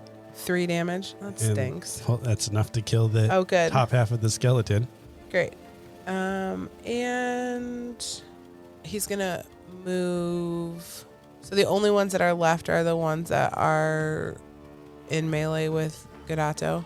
There's one that's in melee with Godato, and there's one that ran away from Duke, but is firing a bow at it. But that one would probably be about 40 feet from you at this point because it ran away first. Okay, I don't have any bonus action spells, so nah, I'm just gonna sit there. I'm Do done. you want to move or no? No. Don't want to get in melee with anything? Yeah, no, I'll make that decision later. Okay, sounds good. That brings us up to Duke. Do I see that? Like one guy who shot me, right? Yeah, the one that shot at you, you can definitely see him. Yeah. And you said he's 40 feet away? Yep. Okay. I'm going to move 30 feet. Wait, actually, no. I'm not going to do that. He's going to keep backing up. I'm actually going to go look at Godato Okay, and go help my new skeleton slain friend. okay, sounds good. So I'm going to get up behind that skeleton. And I'm gonna whack it with my hammer. Go ahead and roll. Well, I get to roll advantage because he's a skeleton. You It's do my get a roll favorite, advantage yeah. because of a skeleton, yeah. Yeah. Okay. I got a 18. to 18 hit. hits. Now we get the big warhammer damage in there. Yep. The big slap. I will do 11 damage. You Nice. absolutely clobber this skeleton because it's distracted by attacking Godato. And you just sneak up behind it stealthily in your plate armor and just whack it, and it just shatters. Go ahead and roll a Constitution saving throw. I get an 8. So you see Duke slaughter this skeleton and bones go splintering off everywhere. And he gets really excited and like jumps on the ground and like chew picks toy. up a bone and like opens it. Go ahead. I open my helmet, put the bone in my helmet, and then I close it. I just sit there for a while. So I'm going to move Duke's symbol like this so remember to skip his turn next time. Oh. Enemy 1 is the only enemy that's left is the guy that is shooting. I'm going to say he's still going to shoot at Duke even though he's scared of Duke. Yum, yum, yum. Because now he's extra scared of Duke. 6, I assume, misses. Correct. So that's all my skeleton's going to do. I'm going to say he's even going to keep kind of running away because he is terrified of Duke. Makes sense. Godato, you don't have any enemies near you. How far away is the... One that is far away from you now is probably about 60 feet from you. So actually reachable distance for your character if you're going to move and dash. That's what I was thinking. You can use your short bow. Or you can shoot. You'd have to move a little bit closer because I think Yeah. the range on a short bow is 50, 180 or something like that. Let's move and use a short bow. So you're going to move within range, so we'll say you move 20 feet or so, just enough forward that you can get in range, and you're going to use your short bow to try to hit this skeleton. 24. 24 hits. Nice. It's a D6 plus 3. 8. 8. Nice Yeah. big hit. Big hit. So you're going to shoot this arrow, and it hit kind of the leg of the skeleton, and it falls off. So now it's kind of hopping away. But it is still in the fight, but it's just definitely not doing good, and its movement speed is severely limited. Okay, so how far am I from the hobbling skeleton? It would have moved again, and I think you were 40 feet from it before, so 60 feet, 65 feet. I'm gonna go to him and be like, yeah, man, get him. Okay, what are you going to do then? Nothing. Okay, sounds good. Go ahead and roll a perception check. A 15. You notice that when you're looking at Godato, right above him, something catches your eye. Okay. You're like, that's weird. And then you focus on it a little bit closer, and there is a little eyeball that is looking at Dogato floating in the sky. Huh. And that brings us up to Duke, which his turn is Nom, being nom, skipped. nom. And then there's going to be the skeleton at this point looks down and realizes it has a leg that's missing. So is going to just pick its bow up and just not worry about fleeing anymore, and is going to shoot the person that is dealing it damage. A 10 to hit. No. That's all it can do. It's not going to try to run away because it can't. So that brings us up to Dogato. You're going to try to finish this skeleton off. Yes. All right, let's see if you actually hit it. What do you get? 5. All right, so you shoot the exact same leg, but it's not there. So you've shot 3 arrows now, by the way. And that is your action. So you still have a bonus action, and you have a movement left. Did you make him an arrow tracker? He only has 5 arrows. Yeah, we rolled for that early before. Oh, man. Hold on. Hold the phone. I have been playing with you for years, and you've never made me a cool little arrow tracker. All the boys always get the fun things. You have Mike. a bonus action and a movement left if So you I want to do it. could move within range and use my offhand attack. So you've already used your two-handed weapon, so you can't use offhand attack. I cannot. Yes. Oh, because I Yep. used the bow. I got you. So offhand attacks only work if you're using 2 one-handed weapons. But if you're using a two-handed weapon, you don't have a free hand anymore. So you can move or you can stay there. I would take your bonus action to try to maybe hide. So you can maybe move behind a tree and hide. Let's do that. Let's hide. So that way that if he looks to shoot back at you, you're not just standing there waiting as an easy target for it. Let's do that. Thanks. So you see that there's a field nearby, one of the trees they haven't chopped down yet, and you just kind of sprint over there and quickly duck behind the tree, and you roll a stealth check just to see how quickly you're able to do this and see if you actually will get advantage on your next attack. Stealth is the D20, and you add your stealth modifier, which is at the bottom, which I think was +7. Yeah. 14. You feel like you found a pretty good spot. You kind of ducked into some grass and then ducked behind this tree. And that brings us up to Moon. I notice that there's a tree. So I'm going to go join him in the tree. Like, just hang out. Are you going to do anything with the eyeball that you had yeah. seen? Yeah. So I guess I'm gonna close. I'm gonna go towards the eye. Is it following him? It is not following him. As Godatu kind of runs behind the tree, you see that the eye doesn't necessarily track him, but it is looking like scanning the battle. Yeah, this feels a little Big Brother to me, and I'm not digging that. So I'm gonna go poke the eye with my rapier. As you poke the eye with your rapier, it doesn't flinch or anything like that. It dissolves into like a sand. Okay. It just kind of falls to the ground. And go ahead and roll a history check again. 10. With your 10 and the eye that you just saw, you would remember that one of the abilities of the living gem is the caster, or the owner of the gem, is able to create a small spectral floating eye that they can magically move and see through. Okay. All right, Duke. After enjoying my treat, Yep. I decide, they're still skeletons. I must vanquish them. Okay. So I'm gonna look around and see. The only one you see left is the one that's got one leg that is hobbling around, He's trying to get away. trying to get away. And he's Okay. about, I'd say, I think 60 feet from you. 60 feet. Okay.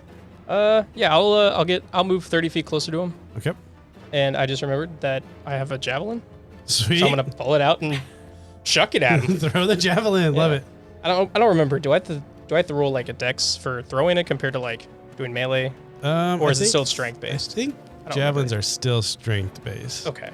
So I think for the javelin, you're not worried about trying to like pinpoint a spot. I think you're just trying to pass it through the person. Okay. Yeah. So I'll give it a roll here. Okay. I'm gonna take the higher one, and that's gonna be a 15. Okay. 15 hits. All right. Javelin is a d6, and I got it's 9 piercing damage. All right. Yep. You just knock the other leg off of this skeleton, and it falls down and just shatters. Cool. And you guys are successfully out of combat.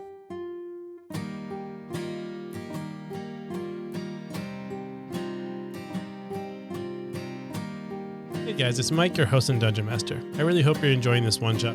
If you're enjoying the content, please share it with your friends. Let them know about this exciting podcast. And then also make sure to check out our actual podcast, Carriage, Rest, Tales. You can find Carriage, Rest, Tales on any of the podcast platforms or on the website where you're listening to this episode as well. In addition, if you are enjoying the podcast, please consider giving us a 5-star review. That's going to increase our visibility and hopefully get us out there in front of more listeners. And without further ado, let's continue the episode.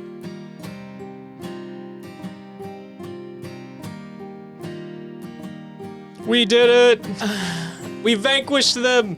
Yeah, I feel like this is good. I mean, we got them, right? Like, It was good. also, This is what I felt last night this is what when I Woodstock! vanquished that. Woodstock! Oh my god, that Woodstock! And then a dwarven lady just goes running past you guys right down these tracks in the ground from this cart that got pulled off into the woods. And she's just shouting, Woodstock, come back, Woodstock!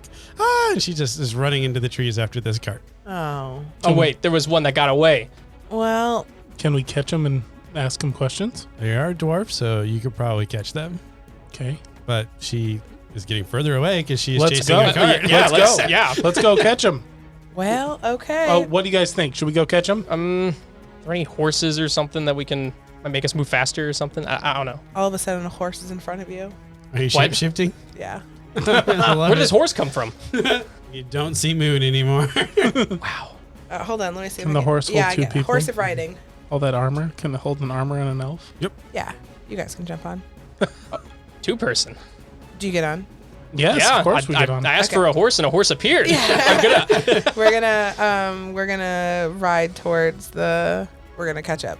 To the dwarf? Yeah. Yep. All right, so you guys have this conversation. The dwarf kind of runs maybe like 3 turns, so they make it a total of about 75 feet.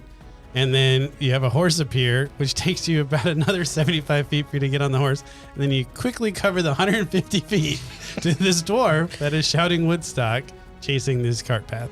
So since Godatu speaks dwarf, Okay. he asks, what's happening? They took my son, Woodstock. They took him. I'm going to get him back. And then she's got like a broom and she's just running after this cart. Woodstock! And she starts running again. We should probably stop her. Skeletons aren't weak to brooms. I would know. You would know? I would know. Okay. I tried. So we stop her, tell her we are going to save her son. Woodstock, you're going to save Woodstock? We're going to save Woodstock. Okay, I'll follow you guys. And then it's like she's still running. That's fine. We go on after the cart, right? Yeah. I don't Go. think we should. I mean, you can't really talk, so Oh right.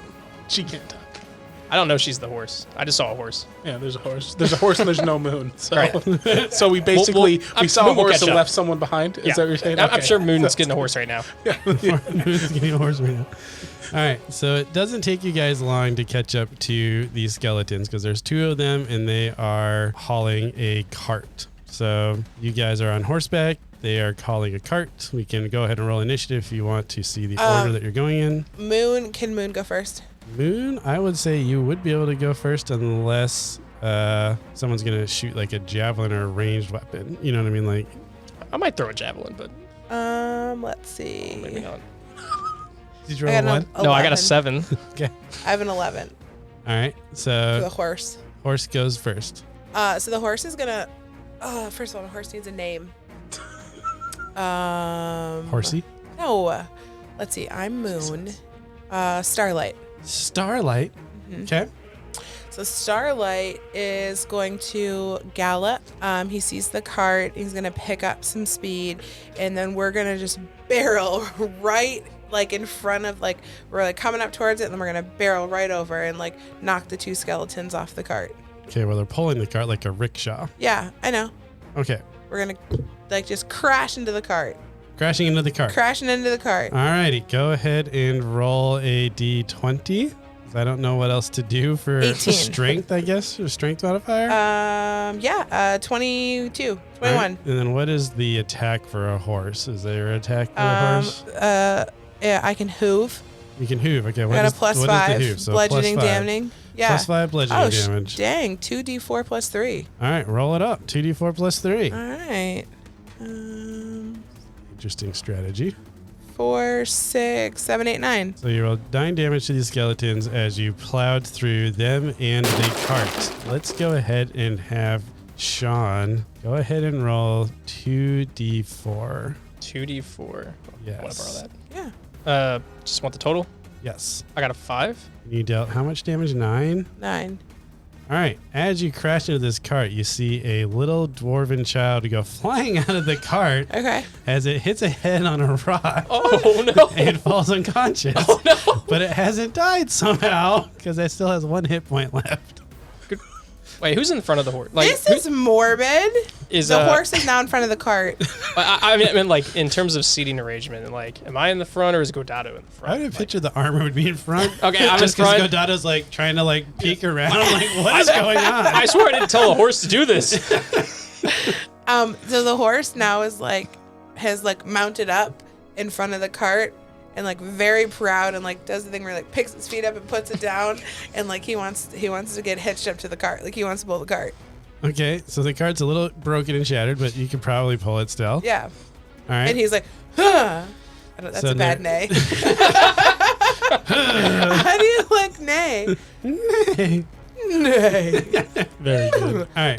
But then there's a dwarven child that's laying off to the side, and then there's 2 skeletons that are now getting up. And I guess if you are you guys still on the back of this horse? No, we definitely jumped Okay. off the horse. So go ahead, and who wants to go next? Because the skeletons are going to go last since they are kind of got surprised in this round.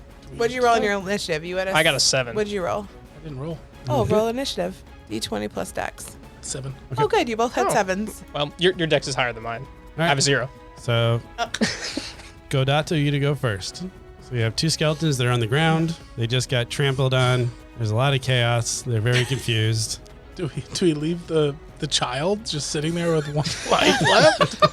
Or do we go at That's go how for like that's I'll take the skeletons. You save the child. that's how like you decide who you are as a character. Oh, okay. That's Okay, I'm definitely gonna go save the. Oh. You're going to save the child? Yes. How are you going to save the child? What are you doing? How far away am I? You'll be able to reach either of them easily because you guys literally just ran into this car. They're all within range. It's a horse. They're stupid. No, it's fine.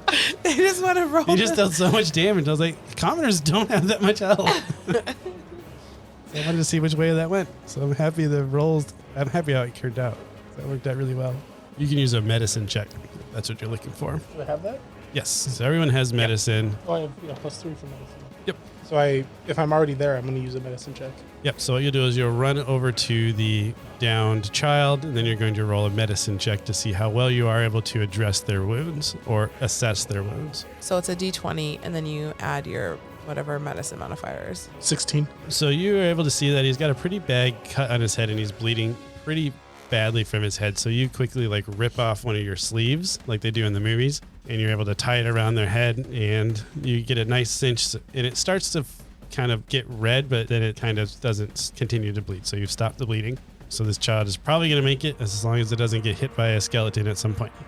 So I'm gonna take Or a my. horse. I'm gonna take my bonus action and hide. Can I hide with the child? You can pick up the child and hide. Yep, I like that. So go Okay. ahead and roll a stealth. I'm going to give you disadvantage on this because you have a child with you as well. Yeah, makes sense. Unconscious child, so it's not Yeah, gonna make but any it's noise. still Not very different. heavy. He's not heavy, but it's not his normal. All right, you're right. What does disadvantage mean? So disadvantage means you're going to roll 2d20 and you're going to take the lowest of the numbers. You just roll it twice. One. Oh, I don't need to roll it again. Okay. 1. But roll it again, just for fun. See if it's a double one. 20. Oh, Dude, that's rough. funny. Dang. 1 and 20. I'm that gonna was your- take the 20, please. Whoa. First of All all, right, so very difficult to do. you rip off your sleeve, bandage up this child's head, make sure he's okay. You pick him up, and you're like, there's a tree I can hide behind. And you run to hide behind the tree, and you just knock his head right on the side of the tree. And now he starts bleeding from the other side. So you're like, ah. So you rip your other sleeve off. And you tie it around his head. So now you got a tank top now on instead of your long sleeve elegant stuff. And that's going to bring us up to Duke. Is he okay? He's fine, yeah. Okay, but we're not hitting. You're not hitting it all. Okay. I'm going to activate my Ring of Jumping Okay. as a bonus action. So it basically casts the jump spell on me, which if my jump distance is basically tripled. And then I'm going to jump on top of a skeleton. All right. You're going to jump up and then just land on him really hard? Yeah, like All a right. big Like body WB slam. Smackdown. Yeah, exactly. Go ahead, and he's on the ground already, so you're going to have advantage on your elbow drop. And go ahead and, I guess it would be strength base. Makes sense. It's going to be a big one. What would I add? Just like my strength to it? Strength, I think. Okay, yeah, I got a total of 20. Okay, so you're definitely going to hit him. And you said it tripled your jump? Yes. So Jump distance. jump distance. So you at least would get 10 feet in the air if you were jumping up. Right. So that's at least a d6. Okay. So d6 plus strength. Makes sense to me. I'm just trying to use fall damage Yeah. in reverse here. Yeah, I got 8 elbow smashing damage. Yep. So you Nice. shatter right through the rib cage of that skeleton and go ahead and roll a Constitution saving throw. I got a 10. Ties go to the attacker in your case, so you succeed. So you Right. do not get distracted by the new bones that are available to you. That's good. Enemies, Oh. enemies seeing Okay. your compatriot kind of get smashed is going to just roll over and then try to like stab its sword into you because you're all just laying on the ground at this point. And it's going to try to stab its sword in to hit you. And it's going to get a crit fail. Ooh. So it's going to... What would a crit fail happen with? Are there 3 skeletons on the ground? Nope, there's only one skeleton left and he just failed. And me on top of And he his went friend. to go like stab it. Yep. He like stabs himself instead. Okay, yep. Like he like has it there spun around. Yep, works for me. And he impales himself and he perishes. Yeah. Yeah. Heck yeah. That ends that combat. And you guys have a double bandaged, unconscious dwarven child in the arms of the elf, And a horse. and a horse next to a cart that's basically got 1 3/4 wheels. And it's very regal. The horse is very regal. It's a Clydesdale. And it's got big fluffy feet. And he's just like, again, like does the like double stomp thing, like ready to move this cart. And it's out for dwarves. Yeah. I mean, get in my way. I don't know what to tell you. What are you guys gonna do? Godado, can I see the child? They look like Please do. it doesn't look like they look Please very do. well. I'm gonna. What do those skeletons do? I didn't know there was a hidden skeleton. I'm gonna cast Lay on Hands onto the child. Okay. I need it. Yeah, you get 25, I think. I get 20 health. 20. Okay. I'm gonna give it a. He's unconscious, right? Yeah, he's unconscious, and you know that from just your experience in the healing that citizens don't have much health. Okay, I'm just gonna give him 1 health. Okay, sounds good. Just enough to basically close up all the wounds, and he'll still probably be unconscious just from the traumatic brain injuries. Yeah, how old is he? Go ahead and roll a d12. Me? I'm gonna have Sam do it because she asked the age. Oh, okay. 5. It is a 5-year-old dwarven child. It's fine.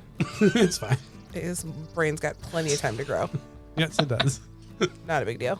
Okay. So now you have a non-bleeding, unconscious dwarven child, a Clydesdale in front of a cart. And it, again, the Clydesdale's just like huffing over there. We saved Woodstock, right?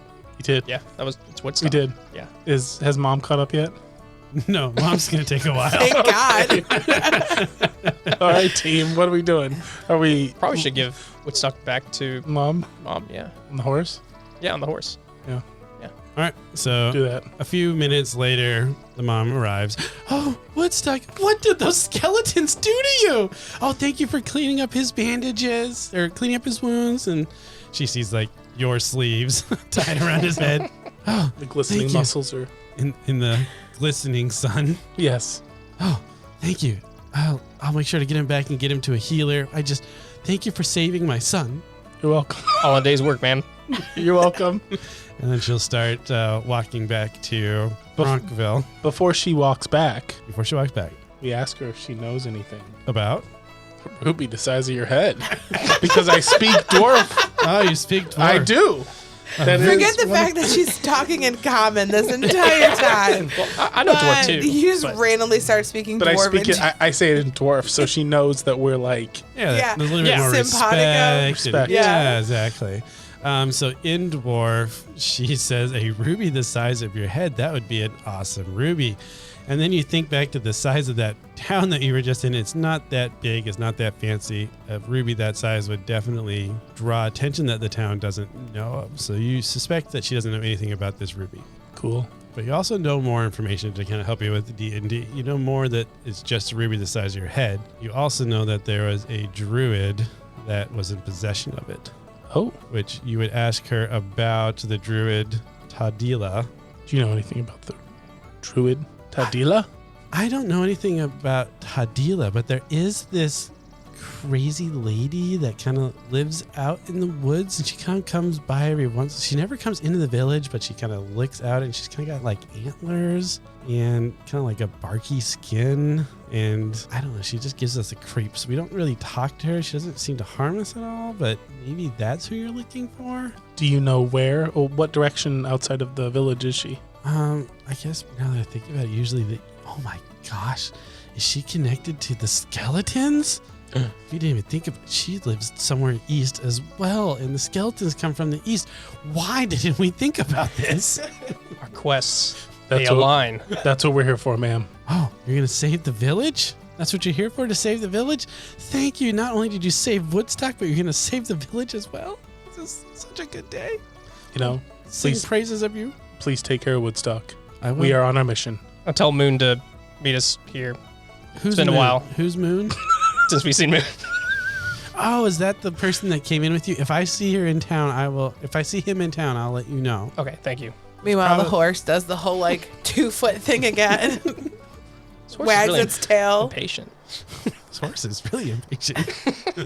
And then the mom's going to excuse herself carrying Woodstock back to town. Very good. And the horse, the chihuahua, and the elf are on.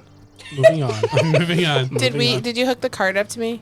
No, it doesn't work. I'm not going. It doesn't work. I'm not going. We're gonna Okay, get how long does your on. wild shape last for?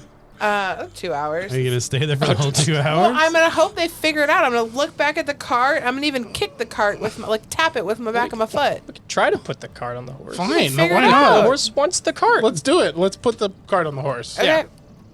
Or try to. Yeah, try to. I'll say I you're mean, the hitch able- will probably work, but it won't wheel very well. Yep, I'll say you're able to get it all hooked up, except for you do notice that it's 1 3/4 wheels. So it's definitely going to clink and maybe teeter a little bit on one side. That's fine, but we're moving. It's up to you. They've hooked it up. Are Yeah, you? heck yeah, I'm moving.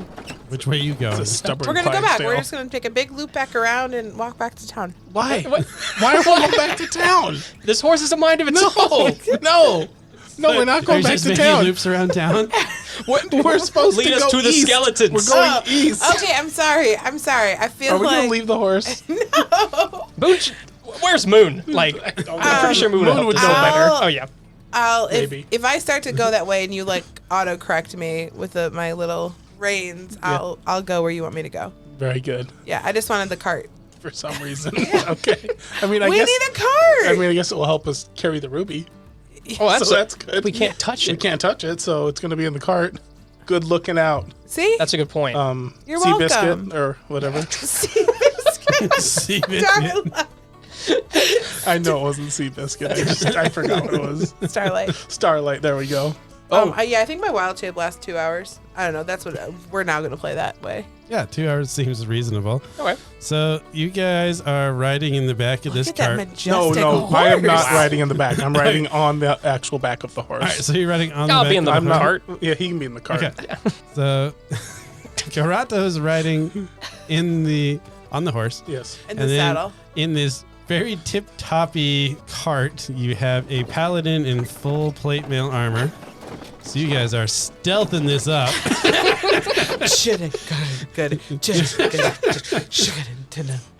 As a arrow goes flying out of the bushes at the rider of the cart. So that is going to be the gato. Wait, I'm not in the cart. Sorry, the rider of the horse. Okay, sounds good. You know, it's trying to attack the person that thinks is steering this horse. Yeah. Does a 21 hit your Ooh, armor class? definitely. It does. So you get hit for 5 piercing damage from a bow and arrow that came flying out of the bushes. Which startles the horse. Which startles the So horse. it goes up on its hind legs and gives a big neigh. All right, while you do that, there was actually a second shot that was coming in, but you neighed up.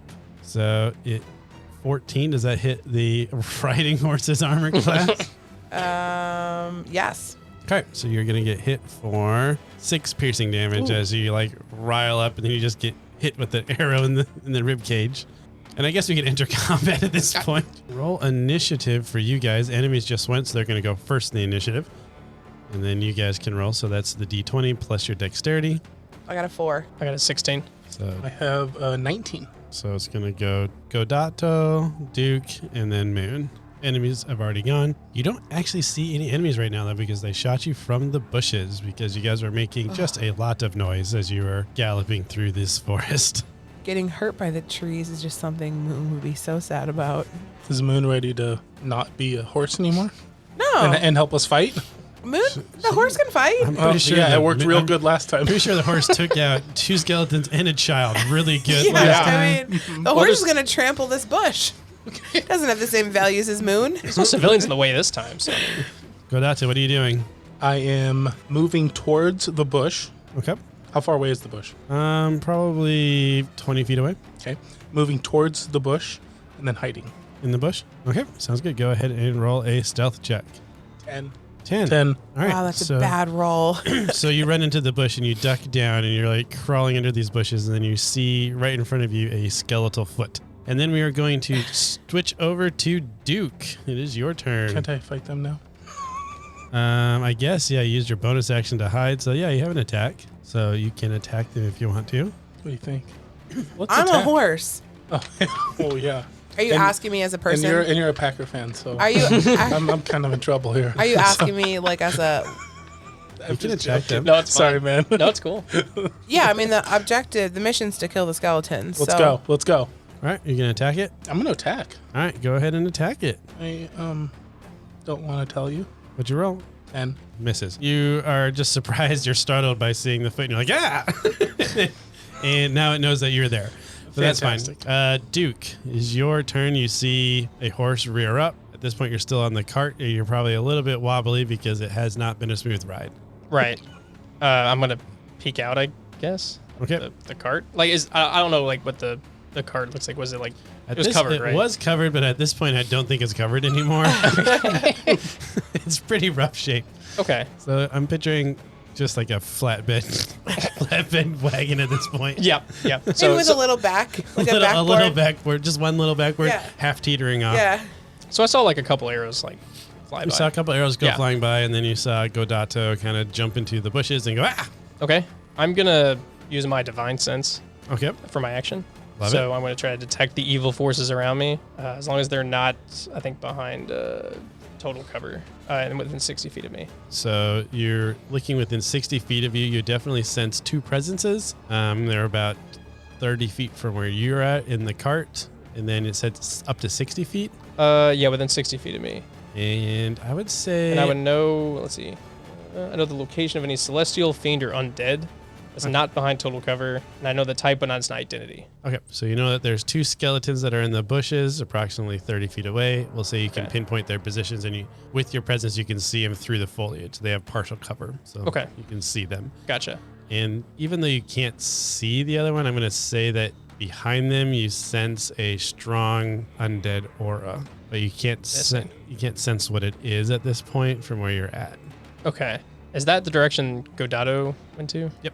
Okay. It's Well, I'm towards gonna the skeletons. I guess jump out the cart and kind of go that way. Okay, so you start moving that way. Yeah. All right, sounds good.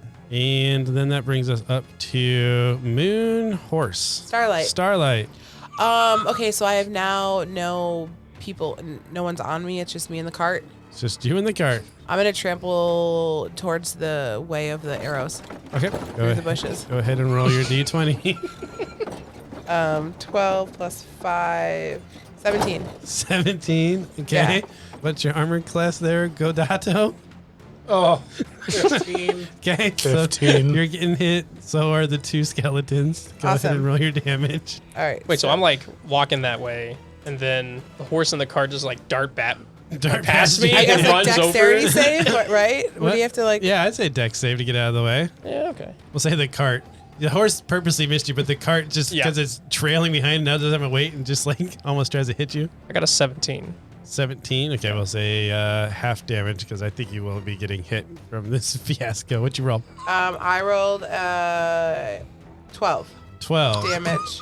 So 12 damage to the skeletons who both die. And how is Godato doing over there? He's no more. He's no more He's also. no more. He Okay. had 9 left. They each get 12. Yeah. Okay. So he's. I'm saying that cart is just bailing around. Yeah. to the Yeah. horse. I literally said I'm gonna trample through the bush. I agree. You trampled through the bush really well. I'm a horse. You got all of the monsters out of the way. Godato, go ahead and roll a death saving throw, which is your D20. Okay, so when you get under 0 hit points, unless you go all the way to your max negative. So Which if you didn't do. Which you didn't do. What's your max negative? Well, so your max is 27. You mean 27 negative? Yeah. So if you went negative 27, you're dead. Oh. So if you go anything from negative 26 to 0, you get death saves. So what you have 3 opportunities, best out of 3. You're going to roll a d20, and you got to beat a 10. You got to go 10 or higher, you save. 13. Okay. That was almost a 1. So, with your 13, you are rallying back. So let's say you got hit with this damage, you're falling dead, you're starting to bleed out, but then you have a thought. You have a thought in your head that is making you just want to continue on. What is that thought? That My family name. your family I'm name? I'm bringing back the family name The to greatness The He-Moon name is The going to He-Moon rise name. in glory again. for the Wood Elves. Yes, you Yes. can't perish here. No. All right, you guys. I'm gonna say Moon is out of this one because it's Moon's still trampling around in other bushes at this point. I feel Yeah, like heck yeah. I just because it keep doesn't going. know that it's already taking care of the enemies and an ally. But Duke, you'd probably see an ally on the ground at this point. Godado, I'm coming. I'm gonna lay on hands, Godado, and give you 9 health. Whoa. So you go up to 9 hit points. It doesn't matter how negative you were in D&D. You stop at 0. So when you get health back, you're going to go up to 9, which revives you. So you are conscious again, and you have 9 hit points. As you guys hear a horse. Thank you. You're welcome. I don't know what happened. Like the horse, I guess, just got really excited. I was running to you, and it brought the carriage with it. And I'm sorry, I didn't know that was gonna happen. Do you know that it's Moon? I don't think either of you do. I have no idea. Yeah, you have no idea. I think you figured it out. I was right next to you when I turned into a horse. I'm very smart. You are smart. That's my character is quite smart. I have, you're probably picking I have a that negative up. 1 in intelligence. So Yeah, I Duke don't know. does no idea. Yeah. That's why we're a good team here. Oh yeah. So you killed the monsters outside of this entrance. Now that the bushes are kind of all smushed and out of the way as the horse is still rampaging around, you notice that there is a cave entrance with a bunch of rune symbols carved into the sides of bunch it. of symbols carved into the wall. There we go. History lesson. I like it. Go ahead and what languages do you guys speak? I speak Elvish, Common, Dwarf, and Thieves' Cant. Same for me, except instead of the thieves' cant, I know goblin. Goblin. Okay. So Moon comes walking out of the bushes. Okay. Hey guys. Moon, you made it. Yeah, I mean, in some way, we all have made it, right? We're all here on this learning journey together. Yeah, I guess. Just because What- my character is bitter, you changed into a horse and you killed me almost. Yeah, You were the horse. I was the horse, man. But we're all some sort of horses inside. You trampled me and you trampled the child. I'm sorry. I honestly, man. And he's gonna walk up and like put his hand on your like heart. I'm sorry that my inner horse overtook your being. Alive. My BFF Duke over here saved me. Thanks, did. man. This is just a team. Like, look at this. The circle of life. It's just living and breathing between us all. This is good. On the goblin symbols that are on the side of the cave, you see that it says Todila's place, keep out. To Delas. This is where that one druid Yeah. has the big gym. The big gym that's big. You know, Yes. like as your head. Yes. I think they live here. Oh, awesome. Wait, yeah, they might have summoned the skeletons with the gym. We must destroy it. Let's go. Let's do it. Moon? Moon? Yeah, man. Were you listening? He was like over looking at the bush and just feeling so sad because he knew he hurt this bush, but the horse version of him is okay with that. But the druid tiefling version of him is very sad that the bush has been hurt. The bush forgives. Sad for the all bush, but not for the two living other Yes, creatures. The bush forgives. We all forgive. Yes. Yeah. Yeah.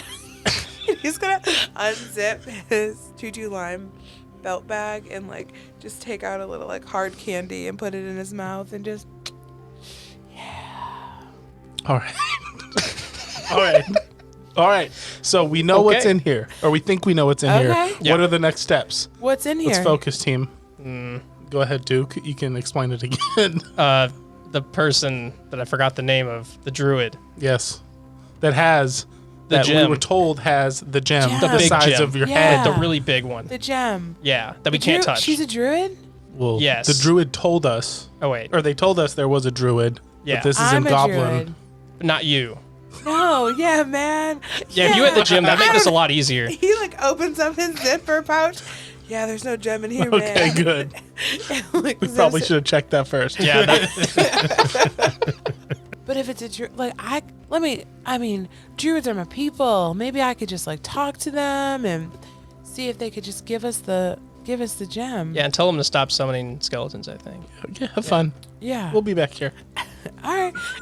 Moon's gonna walk in, like very confident, very, very confident. As Moon is walking in, you see that there is a mirror that covers the entire entrance of this cave. So like you're kind of walking down this cave and it's getting like narrow and narrower, and then there's just this big mirror that Okay. appears. And you can kind of see through the mirror, but it's more like trying to look to like a really thick tint. Like you can kind of see through it, but it's hard to make out the details from far away. Okay. That's what you see as you're walking towards this mirror. Moon's gonna reach out and touch the mirror. You feel like you're touching a person. Wow. And then he's gonna like reach back and touch his chest, and then reach back out and touch the mirror again. Feels like you're touching a person. He's gonna put his other hand up and touch his chest. The mirror is doing the same thing. And he's into it, so he's just gonna like live here for a minute. Okay, sounds good. Guys. You guys are seeing Moon interacting with a. At this point, you can't quite tell it's a mirror, so it looks like maybe a wall. Moon is just touching his chest. Yeah. And then just kind of, I'm assuming pausing for like a solid minute. Just just living in it. contemplation. He's just like living in what this is. I can't see what's going on. Did Moon meet the druid right You now? know, You Moon know, is the druid.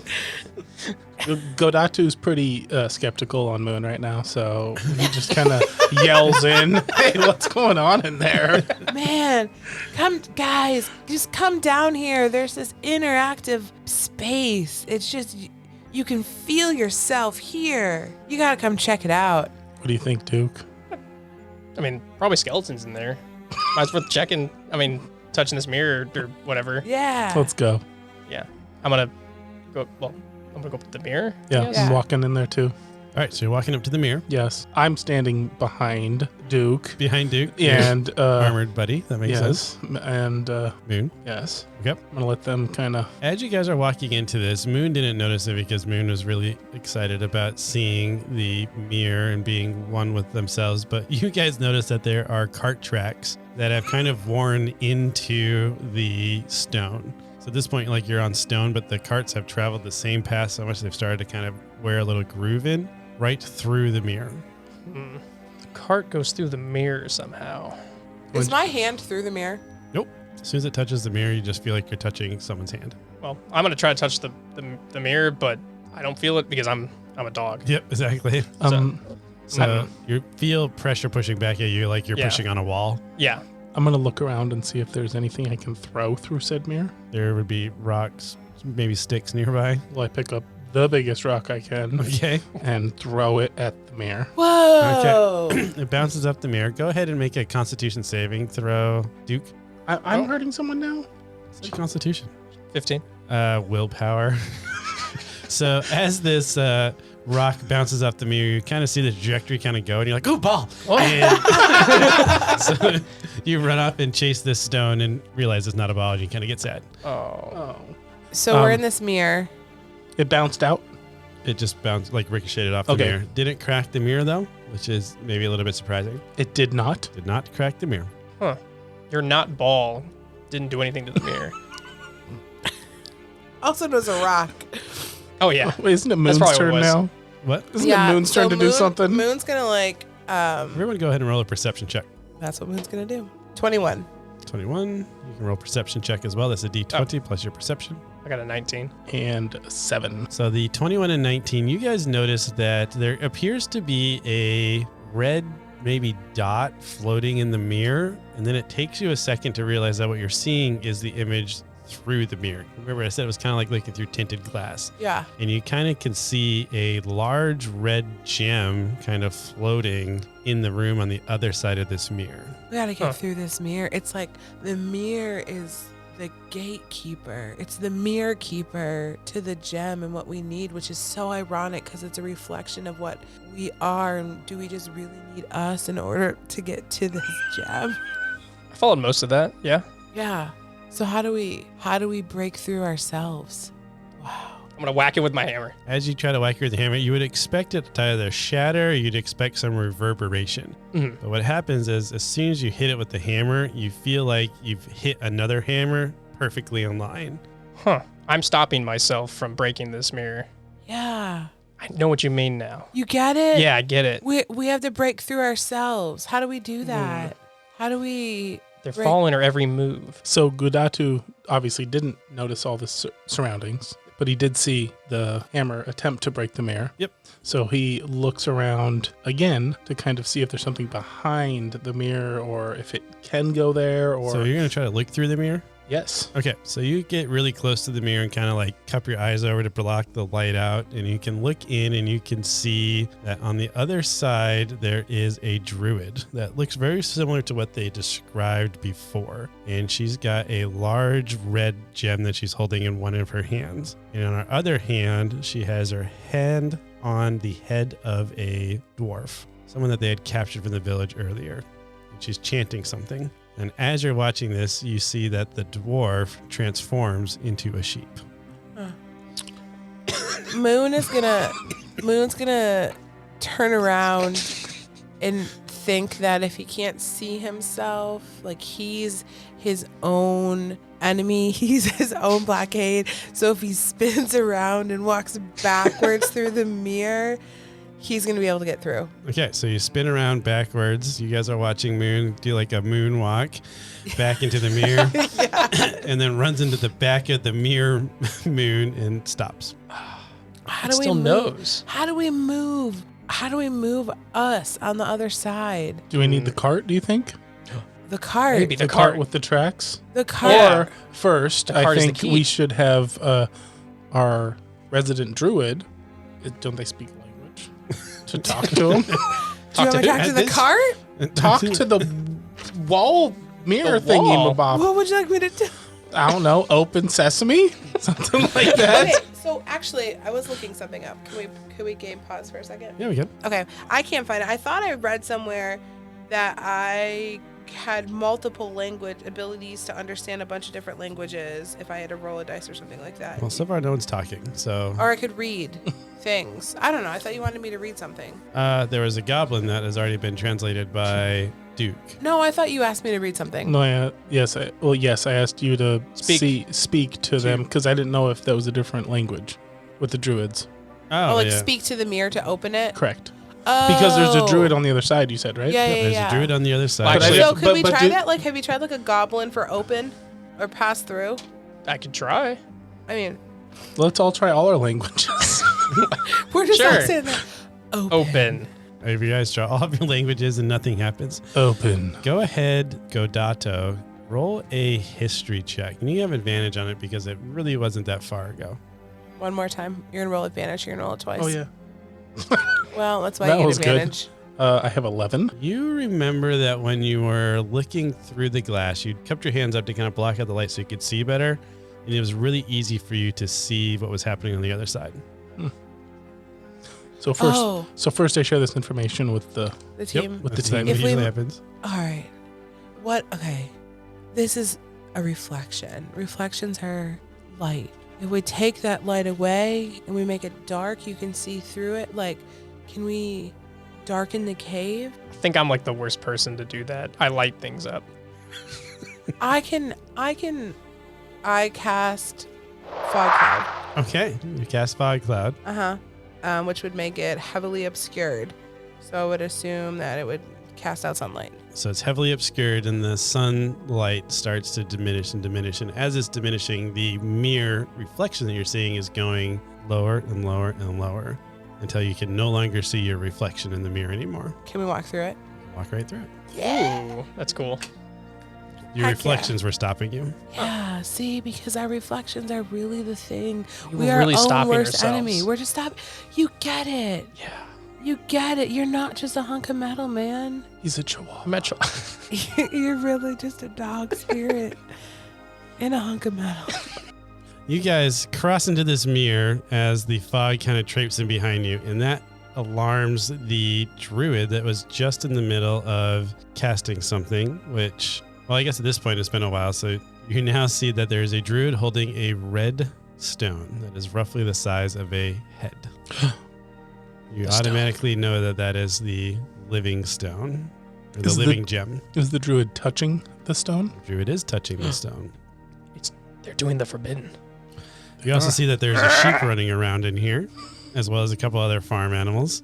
And there are 2 skeletons. Farmers. Oh, the stupid skeletons. Go ahead and roll initiative I knew that was for coming. our skeletons that are going to try to attack you. What do I add to initiative? Plus Dex. 3 is your dexterity. Okay, 15. I have 9. I have 10. All right. No, we're in the same order. My druid is going to go as enemy 1, and they got a 11. And then my skeletons, there's 2 of them are going to go together, and they got a 10. Oh, I see what you're doing here. So my skeletons go together. There's 2 skeletons, and the druid will go as enemy 1, and the sheep will go on the druid's turn. Godato, you are first. All right, how far away are the skeletons? You guys are in a very small cave, so Okay. everybody is within about 15 feet of each other. Okay, sounds Oh. good. Yep. Um, It was basically like a little room. You see like a bedroll in the corner. This is definitely where she sleeps, but it's just a small cave. what do you guys think? I don't know. You just stepped in. No, I'm needing help from. Oh, from the okay. players. So, got players this, here. Yeah. so this is what we would call like the boss, like the big boss. Yes. Like you can feel it's like the end of the camp, like Yeah. the end of the thing. She's gonna probably be really difficult to fight. Well, I'm curious if she's gonna run. Um, If you think she's gonna run, no, I think she's gonna try to kill us. so In my personal go opinion. get the skeletons first, or go right for her. I would. I have a. We need the gem. I would try talking to her first. Great. Also, you have 9 hit points Yeah, left. yeah. I don't much. Yeah, so just So be, maybe don't charge in. yeah, so just you want to be conscious of that, right? You're also a rogue. You can. Does he have sneak attack? He does. He just hasn't been able to use it yet. I Okay. might be able to compel the boss into a duel with me. Okay. Which if that happens, they will only focus on me as long as as long as I only focus on them and you all don't hit the boss. Well, we're now metagaming, so. Oh yeah, my bad. It's okay. What's metagaming? Yeah. I mean, I like where you're going. Oh, yeah. So Metagaming- metagaming is like when you, as people, talk about your strategy in the game. Well, that's okay because I have secret language that lets me do that. Thieves scan is what he's talking about. No. I meant like us, like outside the game. I know, outside of I the know. game. I'm- Like us I'm as just people. joking. Yeah. We can do this with you because you're new. So with taking all that information, I am just gonna shoot one of my last few arrows. Okay, sounds good. Oh, you're gonna go in hot? Going in hot. Exactly what we said not to do. Sounds great. Shoot. It's fine with Ah. me. No, go for it. No, You made the decision. Go, man. One of the do the skeletons have freaking bow and arrows? Yes, they do. Oh, okay. I'm not doing anything then. I'm just posting up and. Do you want to delay? 'Cause you hide. can always delay. You can Well, ready yes. in action also. So ready in action means that you are going to prepare an action. So you can say, I'm going to ready in action. So if a skeleton comes within 5 feet of me, I'm going to shoot it. That's what I'm doing. So we're going to ready in action that if a skeleton gets within 5 feet of you, you're going to shoot it. You're going to like hit it with your sword. Heck yeah. Sword or Well, sword. 5 feet, you wouldn't shoot something with a bow and 5 feet I'm away. trying to clear it up. I'm gonna Sword. Sword. Okay, sounds good. Sword step. Sword step. Okay, sounds good. So you're delaying your action. Because I have my bonus that you said I could use at any time. All right, so that brings us up to enemy 1, which is my druid. My druid is going to look at you and say, humanoids, such a bane on this existence. Animals are so much better. I shall turn you. And then she's going to direct her skeletons. Bring them down, but don't kill them. I need more stock. And she's going to grab her gem and move to the back of the room while the skeletons pull out in front of her. They can't do anything. It's just not their turn right now, but they can move into position. To Duke. So I'm actually going to cast Bless on the 3 of us. Oh, nice. So bless up to 3 creatures of my choice within range. Whenever a target makes an attack roll or a saving throw before the spell ends, the target can roll a d4 and add that number rolled to the attack roll or saving throw. So each of you have an extra d4 you can use on your either attack roll or saving throw. You need D20 roll, really, right? Yeah, pretty much. She did cast a spell, which was Entangle. So the center of the room now became difficult terrain as weeds and vines kind of started to grow up inside of it. That bless, is it a one-time thing or every Yes, time? it's a one-time thing. Okay. But you can use it as long as I have to concentrate on the spell. Okay. So as long as my concentration doesn't break, or after a minute passes, then Okay. it'll go away. But as long as you use it before that, then Also, Jeff, I don't know if we've explained this, but a round, like when we take a turn, it's 10 seconds. 6 seconds. 6 seconds. See, look, you can totally have a D&D podcast about DMing. You know all the rules. You mean like the actual move So- that you'd technically Yeah, make so if it was real life? Those actions, so even though we're going in an order, actually we're all going at the same time. Yeah. But that's hard to do. Yeah. So that's how it's played out. Gotcha. All right. Oh, that would make sense why 10 rounds is a minute. Enemies number 2 are not going to worry about closing in on you guys. They're going to stay next to their druid, and they are going to pull out their short bows, and they're going to fire into the crowd. At this point, Duke's the only one that's moved or done anything, so we're both going to target Duke. 15 and a 9. no and no. All right. And they don't do anything. So that was a short-lived session. The sheep is going to keep moving around, and it's maybe found a piece of paper, and it's starting to eat the piece of paper. And that brings us up to Moon. Moon is going to, well, for the fun of it, they're all clustered together. He's going to just come out guns blazing. Okay. And we're going to cast Moonbeam at a level 2. A little namesake there. Yep. All right. A silvery beam of pale light shines down into a 5-foot radius, 40-foot high cylinder centered on a point within range. Until the spell ends, dim light fills the cylinder. So I'm going to do it so it hits all 3 of them. Okay. Sounds good. What do I have to do? When a creature enters the spell's area for the first time on a turn or starts the turn there, it is engulfed with a ghostly flames causing a searing pain, and it must make a constitution saving throw. It takes 2d10 radiant damage on a failed save and half as much on a successful one. So you cast this moonbeam, and a bright light appears at the top of the cave, and the moonbeam starts to shoot down. But as it's shooting down, you see it start to kind of come to a point and funnel, and it fully gets absorbed by the red shard. Ugh. Well, I'm going to stop concentration on that. That was a waste of a level 2 spell. My last level 2 spell. That just, Now you can remember again that the living gem, other than the caster, will absorb all magic casted around it. As a bonus action, he turns into a dire wolf. Okay, sounds good. So no spells. Good thing I can't cast it.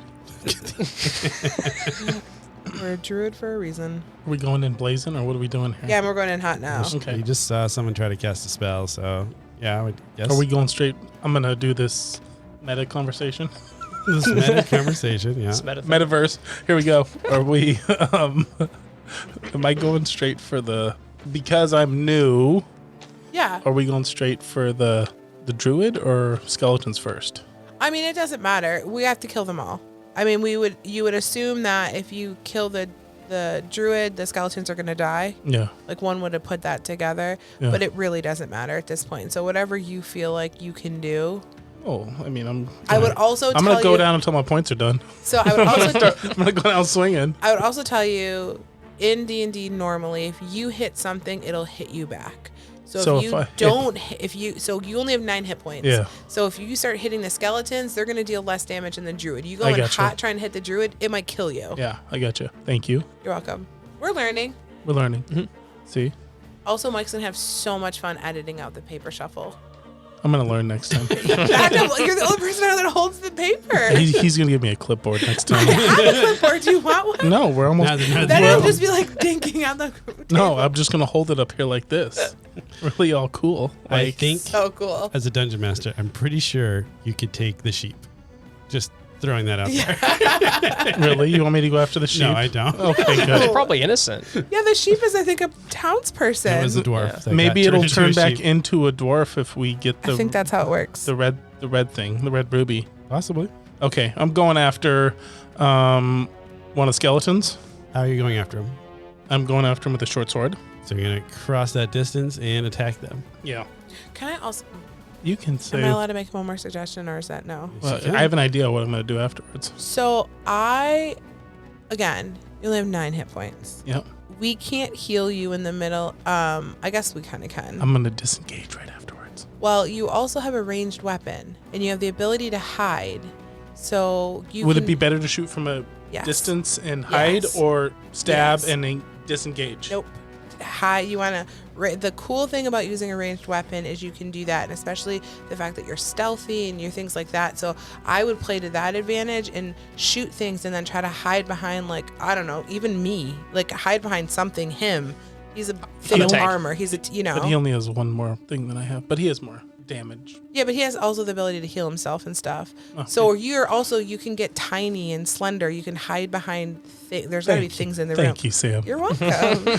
So, so slender. we're gonna rewind that real quick. Sure. And we are going to shoot with our long range weapon. We have 2 arrows left, and I'm gonna roll for that. Oh, we never collected arrows. We probably didn't go over that one. Did not, but that's fine. Oh, Got you 2 did- left. You didn't know I collected 17 more? No. That stinks that you only had 5. Yeah, I rolled for it. A standard quiver has 20. I know. I know this family's been on rough times. I guess They have I been like on. it. And we didn't pick up the ones we fired either. Yeah. Guys are kind of in a rush to go get Woodstock. So I got what is that, +5 for dexterity. Okay. So I have 17. So 17 hits. Oh, 6 plus the 3. That's 9. 9? Yeah. All right. So you deal 9 damage to one of the skeletons. It takes a pretty good hit. It is a little bit more stronger than the ones you were fighting before, and you kind of put together that these are her personal guard. So last time the 9 kind of took him like almost all the way down. This one you could feel like maybe took him halfway down. All right, and then I'm gonna hide. Hide behind the direwolf. Whatever's was nearby. that the plan? Whatever's. I don't know what the room looks like. Yeah. The fog cloud's still going on, so you could probably exit the cave if you wanted to, but then you might get stuck on the other side of the mirror. Other than that, there's not much to hide behind. You can maybe flip the bed up, because we did establish there's a bed in here. So you can maybe flip the bed up and hide beneath that. There's no big boulder in the corner I can hide behind? No. Okay, then I'm gonna Stalagmites or stalactites. flip the bed up and hide behind that. So you're going to move up. It's actually right by the sheep. And you kind of push the sheep out of the way and then flip her little twin bed up. I could just hide behind the And sheep. you You hide can behind also her. hide behind the sheep. I'm gonna hide Hold the behind sheep the up. I'm Little gonna hide meat behind cover. the other sheep that's inside the bed. So you're up there hiding. Go ahead and roll a stealth check just to see if they forget about you. No. It's really good, Mike. Is it? It's an 8. No, okay. So they It's an know 8 you're- plus they my- still know you're there. It's an 8 plus with my +7. Sounds good.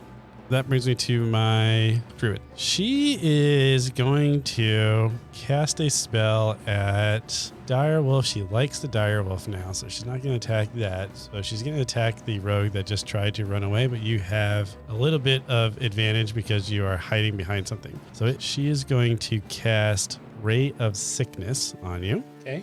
So you took cover, so you have +5 to your AC. I got a 15. What is your armor class right now? 15. So you get a +5 because you're hiding, though. So I got 20. All right, so the Ray of Sickness goes right over the top of you. Nice. So you're only going to take half of it kind of from the lingering effects coming down. So you're going to take 4 necrotic damage. Sounds good. It's fine. Don't worry about it. Don't let Sam strong arm you into not making noise, but just don't make noise. That brings us up to Duke. So the druid casted a difficult terrain spell, right? Yep. So it would there's take twice as much movement to get to them, correct. but we're 15 feet away from them. Yep. So I'd you have could- to use my whole move to get there. Correct. Okay. I'm gonna be a good boy. Go right in the middle of everybody. All right. Love it. Be Like the a tank that I was should. born Like to the be. Tank you were born to be. Yes. to be. I'm gonna go in there. I'm gonna whack the boss with a hammer. Yeah. All right. Hit away. Add my D4 to that. Oh, yeah. You get the D4. Yeah.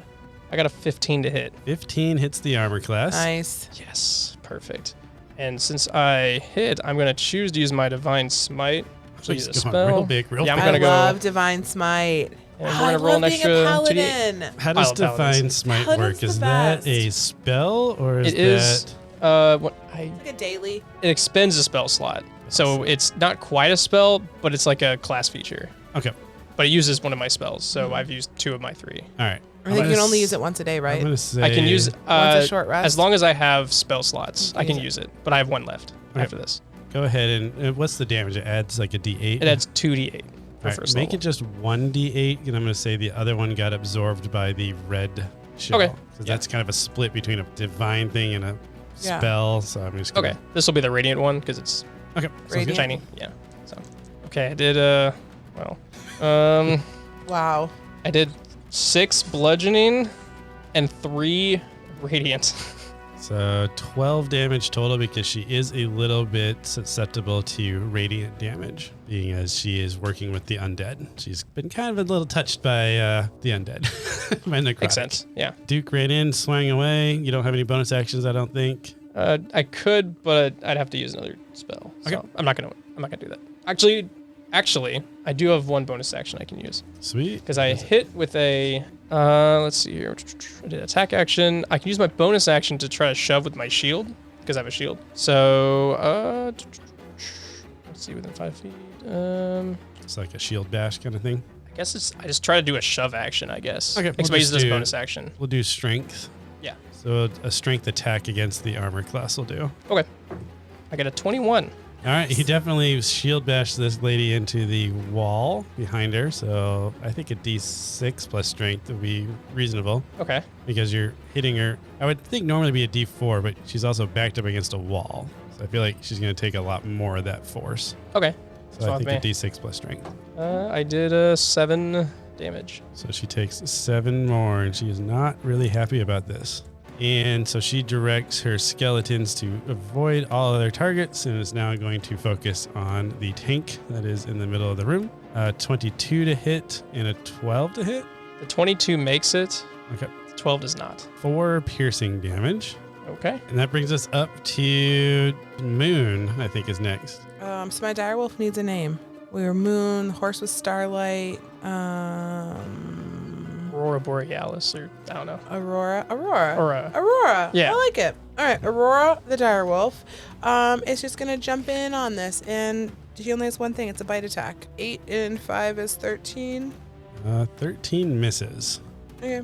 So you're up in there as well. This is a big, ugly mess in this tiny cave.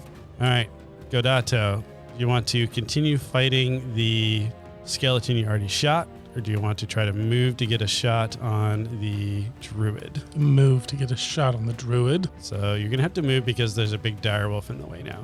Yes. And if you don't move, you'll risk hitting the direwolf. I don't want to hit or damage my own kind. My own Friendly. teammates. Party. Friendly fire. No never friendly hurt fire. anyone. I'm Little just going to friendly say, trample. because I see your character doing this, you guys are in the middle of this battle, and all you're going to hear there, as you see this bed just getting dragged across. So you maintain your cover, but it's just this really slow drag of the metal across the stone floor. You better believe it. Yeah, but now you have a nice shot at the druid. There is the tank kind of in the way, but you might be able to see a slot in between there. So if you want to shoot into combat, you're welcome to do that. Do I shoot? Do it. Do Heck it. yeah. I can take Okay. it. Heck yeah. shouldn't- I'm a wolf. I only have one arrow left, and I'm single arrow, and then I'm coming in, knives ablazing. Go ahead and shoot it. What do you roll? I can never see it. 15. 15. 15 is going to hit. Yeah. Her armor class is 14, in case you're wondering. 8. 8. So you do 8 damage with your bow. Now, you actually get to do your sneak attack because what happens is the enemy you're trying to shoot is distracted. So you, as the assassin rogue type character, you can take your time and really get a good clean shot in. So that's how sneak attack works. So you do your normal damage, which was 8, and now you get to roll 2d6 because of your sneak attack. It's just the number. Just the number, yep. 6. 6. So that takes 6 more damage, and that's how sneak attack works. Okay. You get sneak attack if you have an ally within 5 feet, so they're kind of distracting the enemy so that you give yourself time to line up the shot, or if you have advantage on the attack. So like they don't know you're there, this is the first time you've hit them. That's the type of stuff where sneak attack comes in. You need basically any time where you have more time to kind of devote to making sure you hit just right. With that, you see this arrow kind of shoot through, and there's just these people moving all over the place, and it just sticks into her. And you see the skeletons next to her kind of fall off to the side, and you see her slump down. But then you see the red shard start to pulsate and glow, and some of the energy from the shard shoots over the druid, and the druid starts to like creepily stand back up like the shard is controlling it. And it transforms itself into a raging brown bear as the shard has taken over ownership of this So the druid changes into the bear. Yep. Basically from the power of the. shard. Okay. Yep. And we have our resident other druid remembers that the living gem, the owner can be dropped to 0, but their body continues to fight on to be repaired by the gem at a later time. During this time, the gem takes ownership of the owner's body. Well, I'm a wolf, so I'm not going to tell you that. I'm just looking at the gem, looking at her, looking at the gem, looking at you, looking at the gem. You guys can discern what you'd like to discern from that. Enemy 2s are gone. Enemy 1 just turned into a bear, and I'm going to say the bear is going to attack because it was a bonus action for the bear. So it is just going to attack whatever is closest because it doesn't really know what's happening. It has multi-attack. It's going to 2 attacks, one with its bite and one with its claws. 15 and a 21. the 21 hits. All right, so you get hit with a black bear claw for 10 slashing damage. I'm okay. I'm okay. I got this. I'm alive. I'm up. Now it's Duke's turn. Well, I saw this gem shoot lightning right into the corpse, turn into a bear. Is the gem still floating? The gem's still floating, and it's kind of got think of it like a constant light force. So think of like a constant stream of lightning going into the bear, controlling the bear's movement. Okay. How high off the ground is the gem? Gem's maybe floating 3 feet off the ground. 3 feet? It's kind of like to the back of the cave, like behind the bear. So it's behind the bear. Mm-hmm. Gotcha. So I can't like peek around the bear. Yeah, you See can the gem? You can peek around the bear and see the gem. Okay. I mean, you're in combat. You're tussling, you're diving, you're turning. Yeah, I'm If gonna you're trying to get to the gem, you'll be able to get to the gem. I Okay. mean, you have 35 feet of movement. And you need to go 5 feet. You can go around. Okay. You know what I mean? Like, yeah, as long as I'm within 5 feet of the bear, Yeah. I'm not leaving its threat range. exactly. Okay, I'm gonna maneuver however that looks, barrel roll, dive, whatever, to get around the bear to try to get to the gem. Okay. Yeah, you can get right next to the gem. And I'm gonna try to, without using magic, I'm gonna try to whack it Okay. So you're going to try to hit it with the. with the hammer. I'm Hammer. gonna try to smash it. Okay. So go ahead and make an attack roll on the gem. Nat 20. Nice. That's 20. All right. I'm going to say you smack the gem and you kind of disrupt the flow of electricity, and the bear kind of slumps down. But then about a second later, it just sparks back up again. Okay, but the gem's not shooting lightning anymore, or The gem reconnected. reconnected? Yep. Okay, To the bear.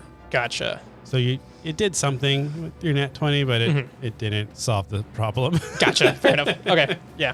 That's worth a shot. Yep. I liked it. Okay, my turn.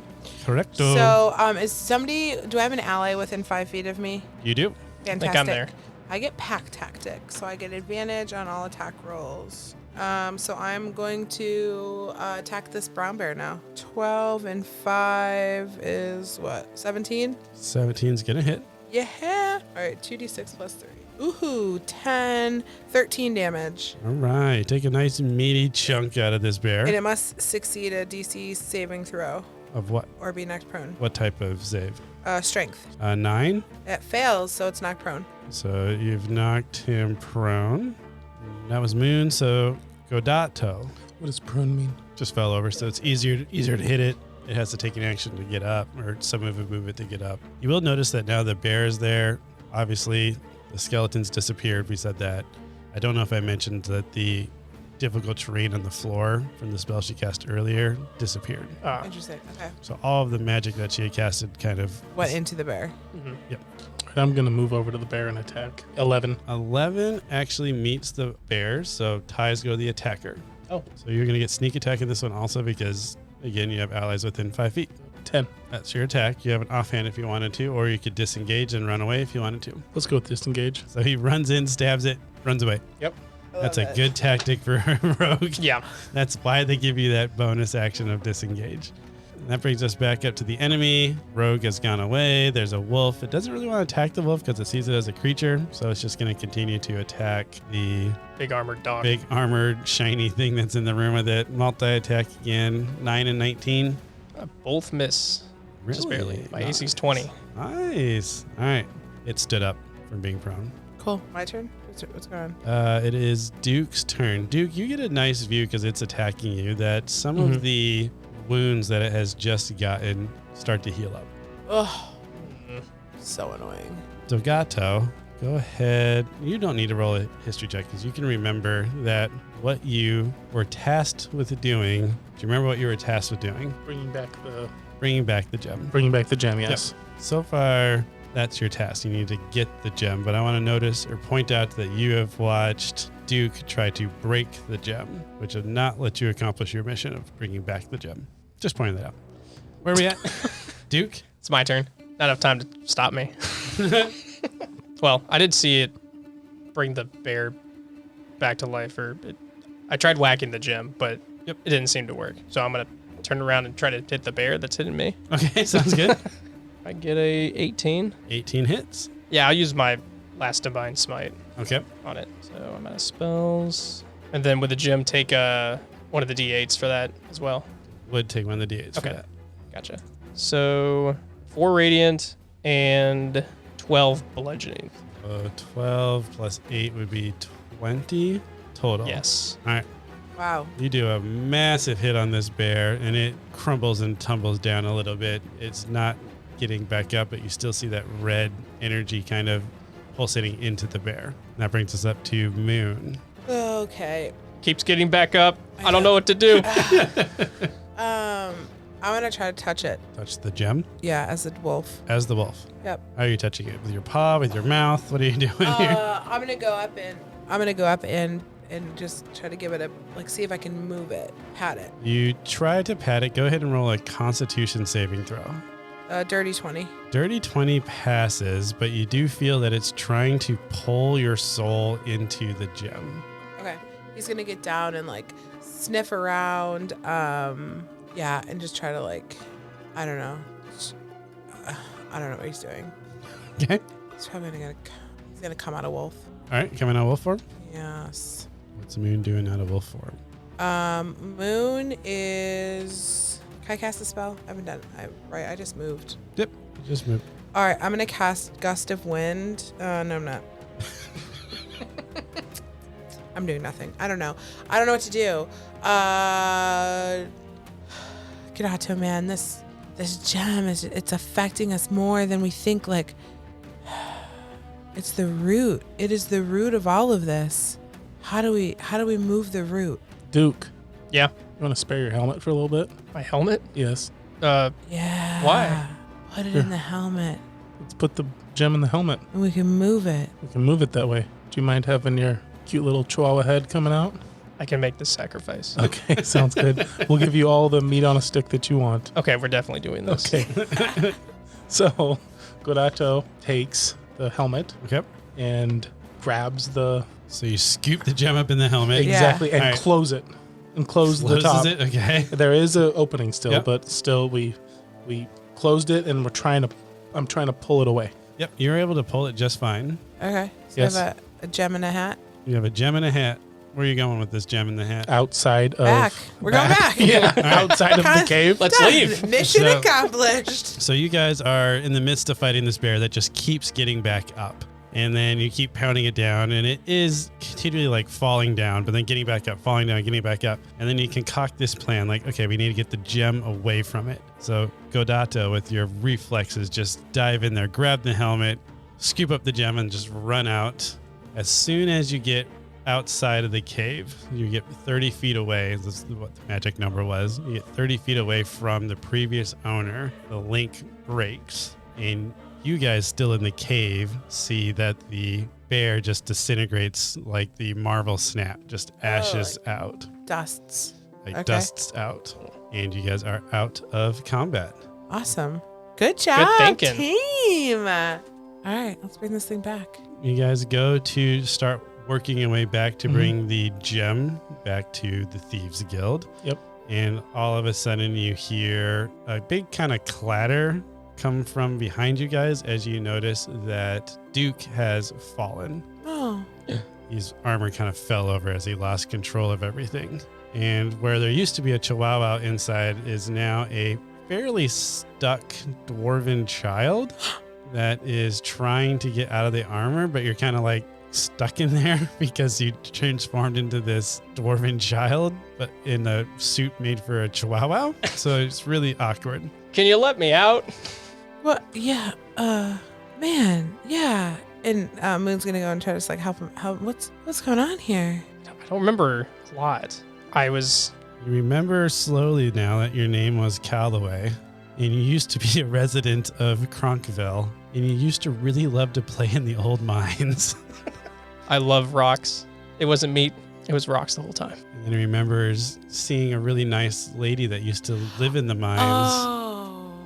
but she didn't really seem to like children that much, but she really liked animals. Oh. So you've been polymorphed into a chihuahua Oh for the last few decades. Oh no. I forgot. Calloway. I forgot who I was. It was a very traumatic experience. I just accepted the fact.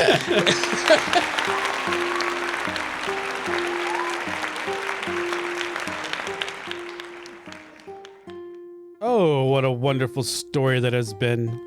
Thank you for joining us on that adventure. We hope we'll see you again at the Carriage Rest Inn.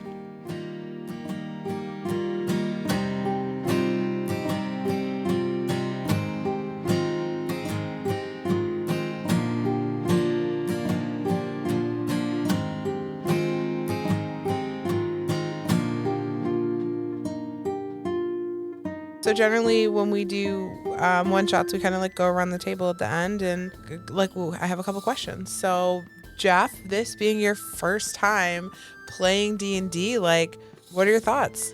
I was a little caught off guard at first. I had a great time building my character. Yeah. And, that kind of, I had this idea of where the character was going to go. Uh-huh. And that went completely off the walls as soon as it started. Yep. Right? Yep. So, and then Mike was nice enough to just throw me in without much. I mean, he gave me good context, but still, I think intentionally he kind of, threw me in at first, kind of see what's going on. But after I got an idea of the way the game works, I thought it was awesome. I thought it was great and loved the creativity, and I'm excited to do it again. So yeah, I mean, I think back. that's generally has been our methodology when we get new people is we just make them play. Like, because you can sit here and explain all the rules. Like, Sean, trying to explain D&D to somebody, it's impossible. Like, you just got to play, and then just like, okay, this is what we're going to do. Now we're going to roll a dice, and now we're going to do this. So that's the best way to learn. It's just take it in. You did a fantastic job. Thank you. It was tough at first. I was getting a little frustrated.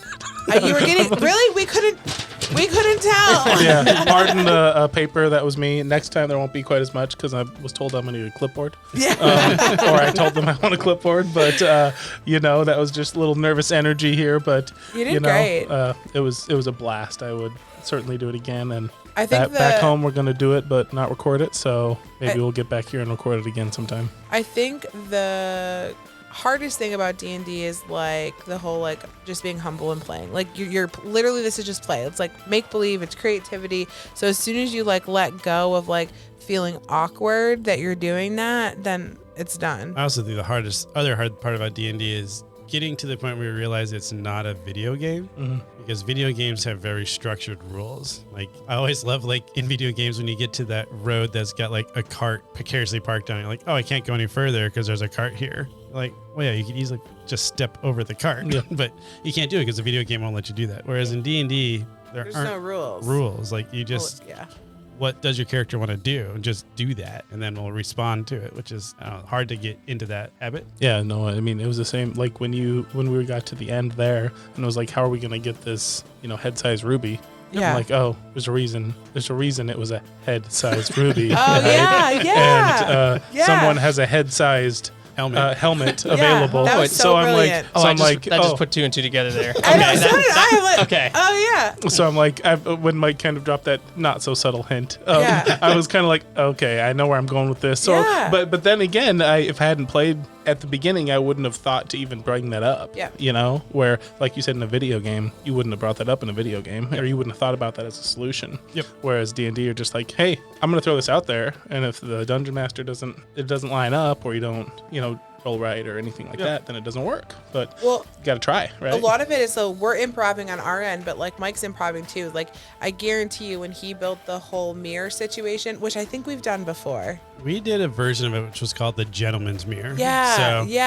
So I had started with the Gentleman's Mirror, but I had to pivot. So the Gentleman's Mirror is a fun puzzle where you need to say after you. So like you'll be like talking to the mirror, you're trying to get past the mirror, but it keeps blocking your way. And you're like, no, after you. And you'll step out of the way to let the mirror walk through. And then in response, the mirror would be like, no, you first. And it will step out of your way. Oh. So that's we played it. I think you might have been in the campaign. I don't think he was in the campaign at that point yet. Okay, yeah.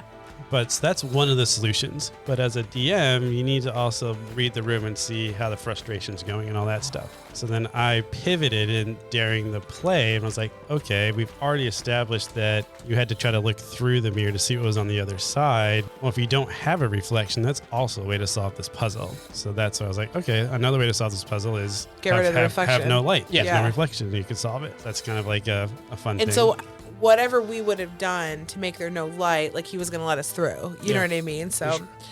Okay, so Sean, clearly you've played D&D. We've played together. Like, how different was it recording? It was admittedly a little more nervous. Yeah? Yeah. So, and I've played a bunch of D&D campaigns before, so I'm kind of used to getting to my character and whatnot. But once there's a mic in front of me and I can hear myself talking, like the nerves just like hit me all at once. Yeah. When I started, eventually I got a little better, but I'd be lying if I wasn't saying I was nervous the first half. I mean, I couldn't really tell. I feel like you didn't show it all that much. Well, I guess I hit it pretty well. Okay, good.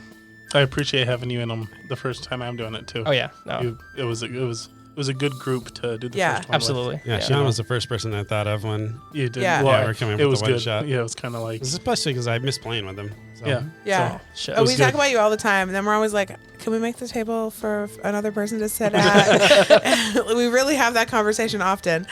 Okay, so Jeff, so being your first time playing, like, what was your favorite aspect of playing? My favorite aspect of playing was the team, like us Yeah, together, like trying to figure out the stuff. Yeah. You know, because it's like, and like the banter and that Yeah, sort of heck stuff. yeah, You know what I yeah. mean? Like how I was joking with you about, killing my character basically. Yeah, You know what yeah, I mean? And like yeah. as the horse, and but then also like how you, I don't remember, was it who thought of was it you thought of darkening the cave? Yeah. So you thought of darkening the cave, and we're all just like, okay, what are we gonna do here, right? Yeah, And yeah. then when it came time for like grabbing the ruby, we're like, what are we gonna do here? And I'm just like, okay, I think I got an idea. Yeah. And it wasn't really. Mike just kind of threw the idea in my brain. No, but listen, but nevertheless, he threw it out to everyone, and we didn't catch it. Yeah. Yeah, We I had no were idea. I'm like, what? I was like, all right, I can have gust of wind. No, I can't. I'm out of second level spells. Like, I was gonna keep hitting the bear every time I got up. Kill I was the gonna bear? keep. I was gonna be like, you all think of something. I'm got I was it. gonna kill Keep the bear down. I'll keep the bear Get down. that bear. no, that was the part I just loved.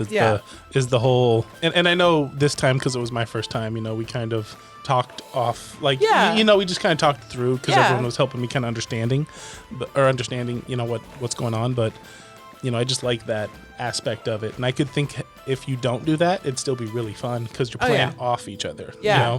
Like if Sean does this, then I'm gonna be like, oh, well, his character is really good at that. Mine is, if I had a better understanding of the different things my character could do, you know what I mean, and kind of how it works, like the sneak attacks, like you had said, and that sort of stuff. I could have played off each other. Yep. But I appreciate you making it so. Yeah, just.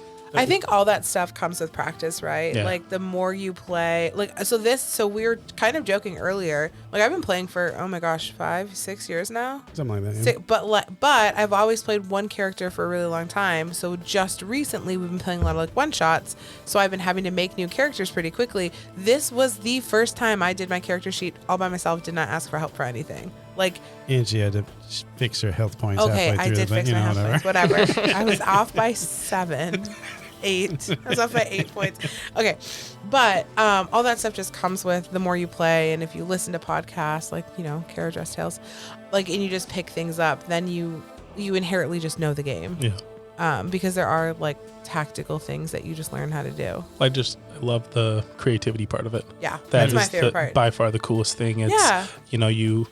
anyone that doesn't. Well, they come up with a list of towns and NPCs before they start playing. Yeah, I mean, I think that was one of my favorite parts. Was just like we built the world like all at the beginning. Well, Yeah. sort of. Like we set like the pieces like out there. We had to come up with like some names and some towns, and we just kind of, I don't know. It was definitely the most like free form like Yeah. one shot or D&D Campaign, I've yeah. ever had. So What did you guys think about the random encounter generator thing? I think it's pretty cool. Yeah. So I I thought that was really cool. I didn't really know what to expect, to be honest. Yeah, But- it's hard. Some of them we've done, it's been difficult to kind of think through. But once you start getting on a train, like, oh yeah, and then you see this, oh yeah, and then this happens. And especially when we do it in the big campaign, Mike does a really good job of like randomly bringing that back up like a couple episodes later. And you're like, oh yeah, this happened. And that happened this time too, because like I didn't have any plan for how the undead were stealing the people. I knew they were stealing people because going back to the story, like the lady didn't like people, so she was having her undead army steal people to turn them into her livestock. That's what was happening. But I didn't know how they were stealing them. So I was so happy when you guys were like, yeah, I think there would be like a cart and there might be somebody in it. I was like, this is perfect. They're using Just carts. writing itself. So that was kind of a fun little thing that pops up because of that random generator. I'm not having to come up with it, but I can see what you guys are putting out in the world and using it. All right, we'll just do final thought around the table, whatever that looks like for you. Who's first? Roll a D4. I'll be 1. You roll. I'll roll. I guess I'm 2. Yeah, you're 2. 1. Oh, great. All right, Sam goes first. My final thought, I really loved that you took point and you were a leader. Because a lot of times, especially when we do one-shots and we're playing with people who are new, I generally fall into that leadership role. It was so fun for me just to play more of an ancillary character that was mucking stuff up versus being in control. So thank you for that. I really appreciated you guys bearing with me and playing along with my experiment of a more improv-based one-shot. I thought it turned out pretty fun, Yeah, it was great. and I'm excited to see how it turns out in editing. I'm also very curious to see how it turns out in editing. Oh, really? Are you? Yes. Hats off to Mike for his editing skills, but, a little paper there, but paper never hurt anyone.